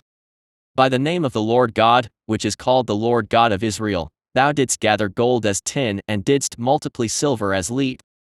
Thou didst bow thy loins unto women, and by thy body thou wast brought into subjection. Thou didst stain thy honor, and pollute thy seed, so that thou broughtest wrath upon thy children, and wast grieved for thy folly. So the kingdom was divided, and out of Ephraim ruled a rebellious kingdom. But the Lord will never leave off his mercy, neither shall any of his works perish, neither will he abolish the posterity of his elect, and the seed of him that loveth him he will not take away, wherefore he gave a remnant unto Jacob, and out of him a root unto David. Thus rested Solomon with his fathers, and of his seed he left behind him Rehoboam, even the foolishness of the people, and one that had no understanding, who turned away the people through his counsel. There was also Jeroboam the son of Nebat, who caused Israel to sin, and showed Ephraim the way of sin. And their sins were multiplied exceedingly, that they were driven out of the land.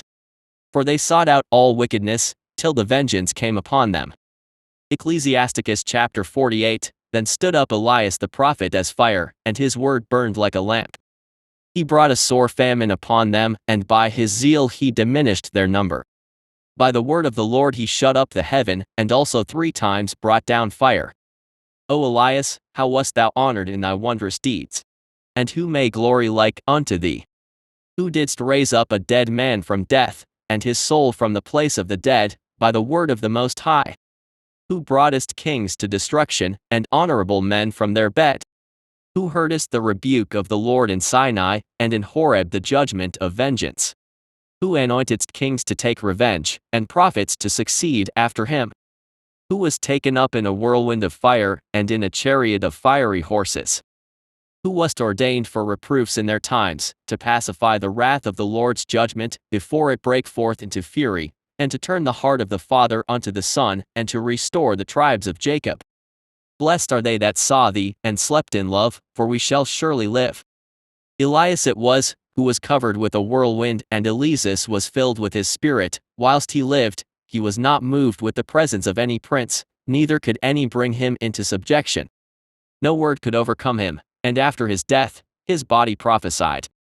He did wonders in his life, and at his death were his works marvelous. For all this the people repented not, neither departed they from their sins, till they were spoiled and carried out of their land, and were scattered through all the earth. Yet there remained a small people, and a ruler in the house of David, of whom some did that which was pleasing to God, and some multiplied sins.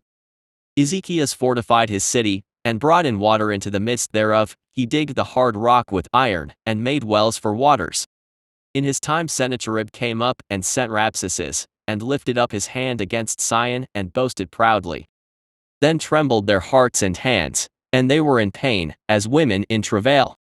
But they called upon the Lord which is merciful, and stretched out their hands toward him, and immediately the Holy One heard them out of heaven, and delivered them by the ministry of Esai. He smote the host of the Assyrians, and his angel destroyed them. For Ezekias had done the thing that pleased the Lord, and was strong in the ways of David his father, as Esai the prophet, who was great and faithful in his vision, had commanded him. In his time the sun went backward, and he lengthened the king's life. He saw by an excellent spirit what should come to pass at the last, and he comforted them that mourned in Sion. He showed what should come to pass forever, and secret things or ever they came.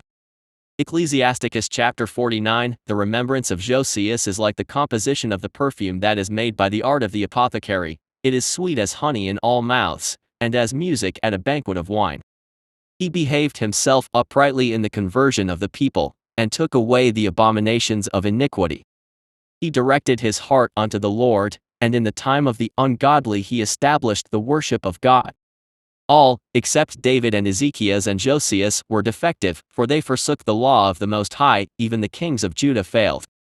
Therefore he gave their power unto others, and their glory to a strange nation. They burnt the chosen city of the sanctuary, and made the streets desolate, according to the prophecy of Jeremiah.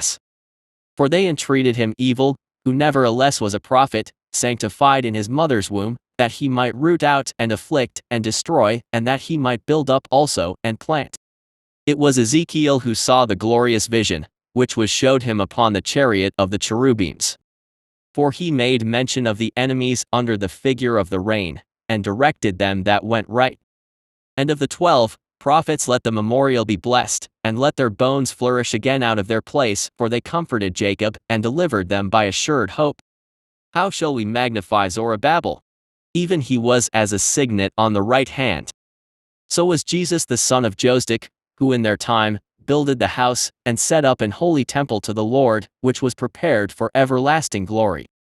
And among the elect was Nehemias, whose renown is great, who raised up for us the walls that were fallen, and set up the gates and the bars, and raised up our ruins again. But upon the earth was no man created like Enoch, for he was taken from the earth. Neither was there a young man born like Joseph, a governor of his brethren, a stay of the people, whose bones were regarded of the Lord. Sem and Seth were in great honor among men, and so was Adam above every living thing in creation.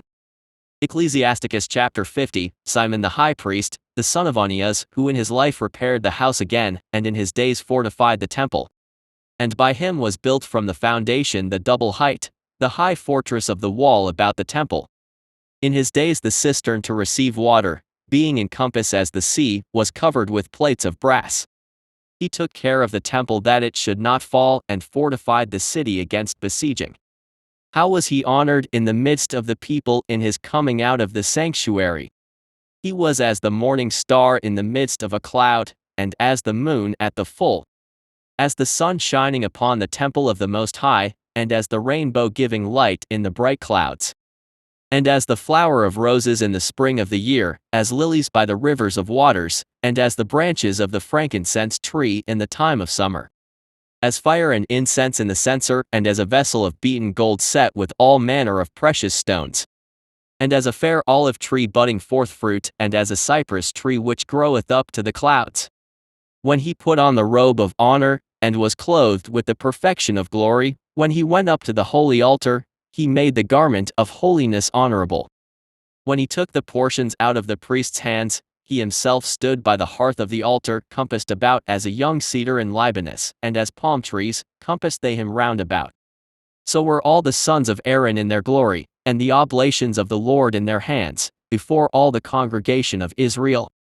And finishing the service at the altar, that he might adorn the offering of the Most High Almighty. He stretched out his hand to the cup, and poured of the blood of the grape. He poured out at the foot of the altar a sweet-smelling savor unto the Most High King of all.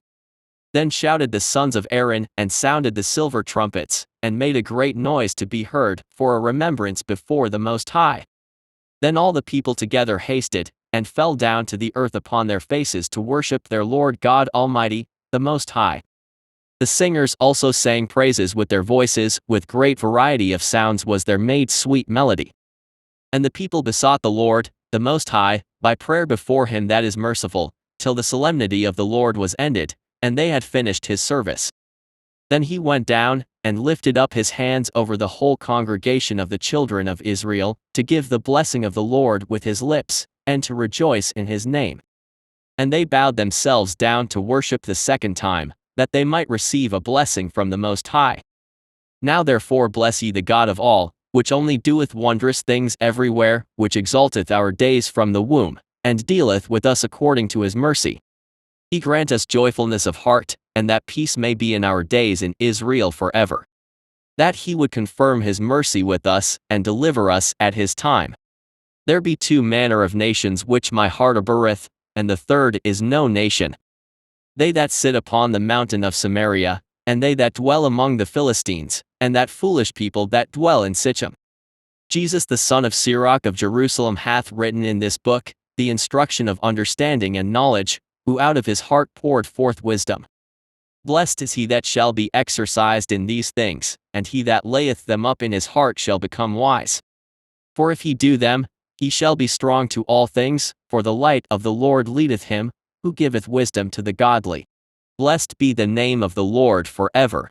Amen, amen. Chapter 51, A Prayer of Jesus the son of Sirach. I will thank thee, O Lord and King, and praise thee, O God my Saviour. I do give praise unto thy name.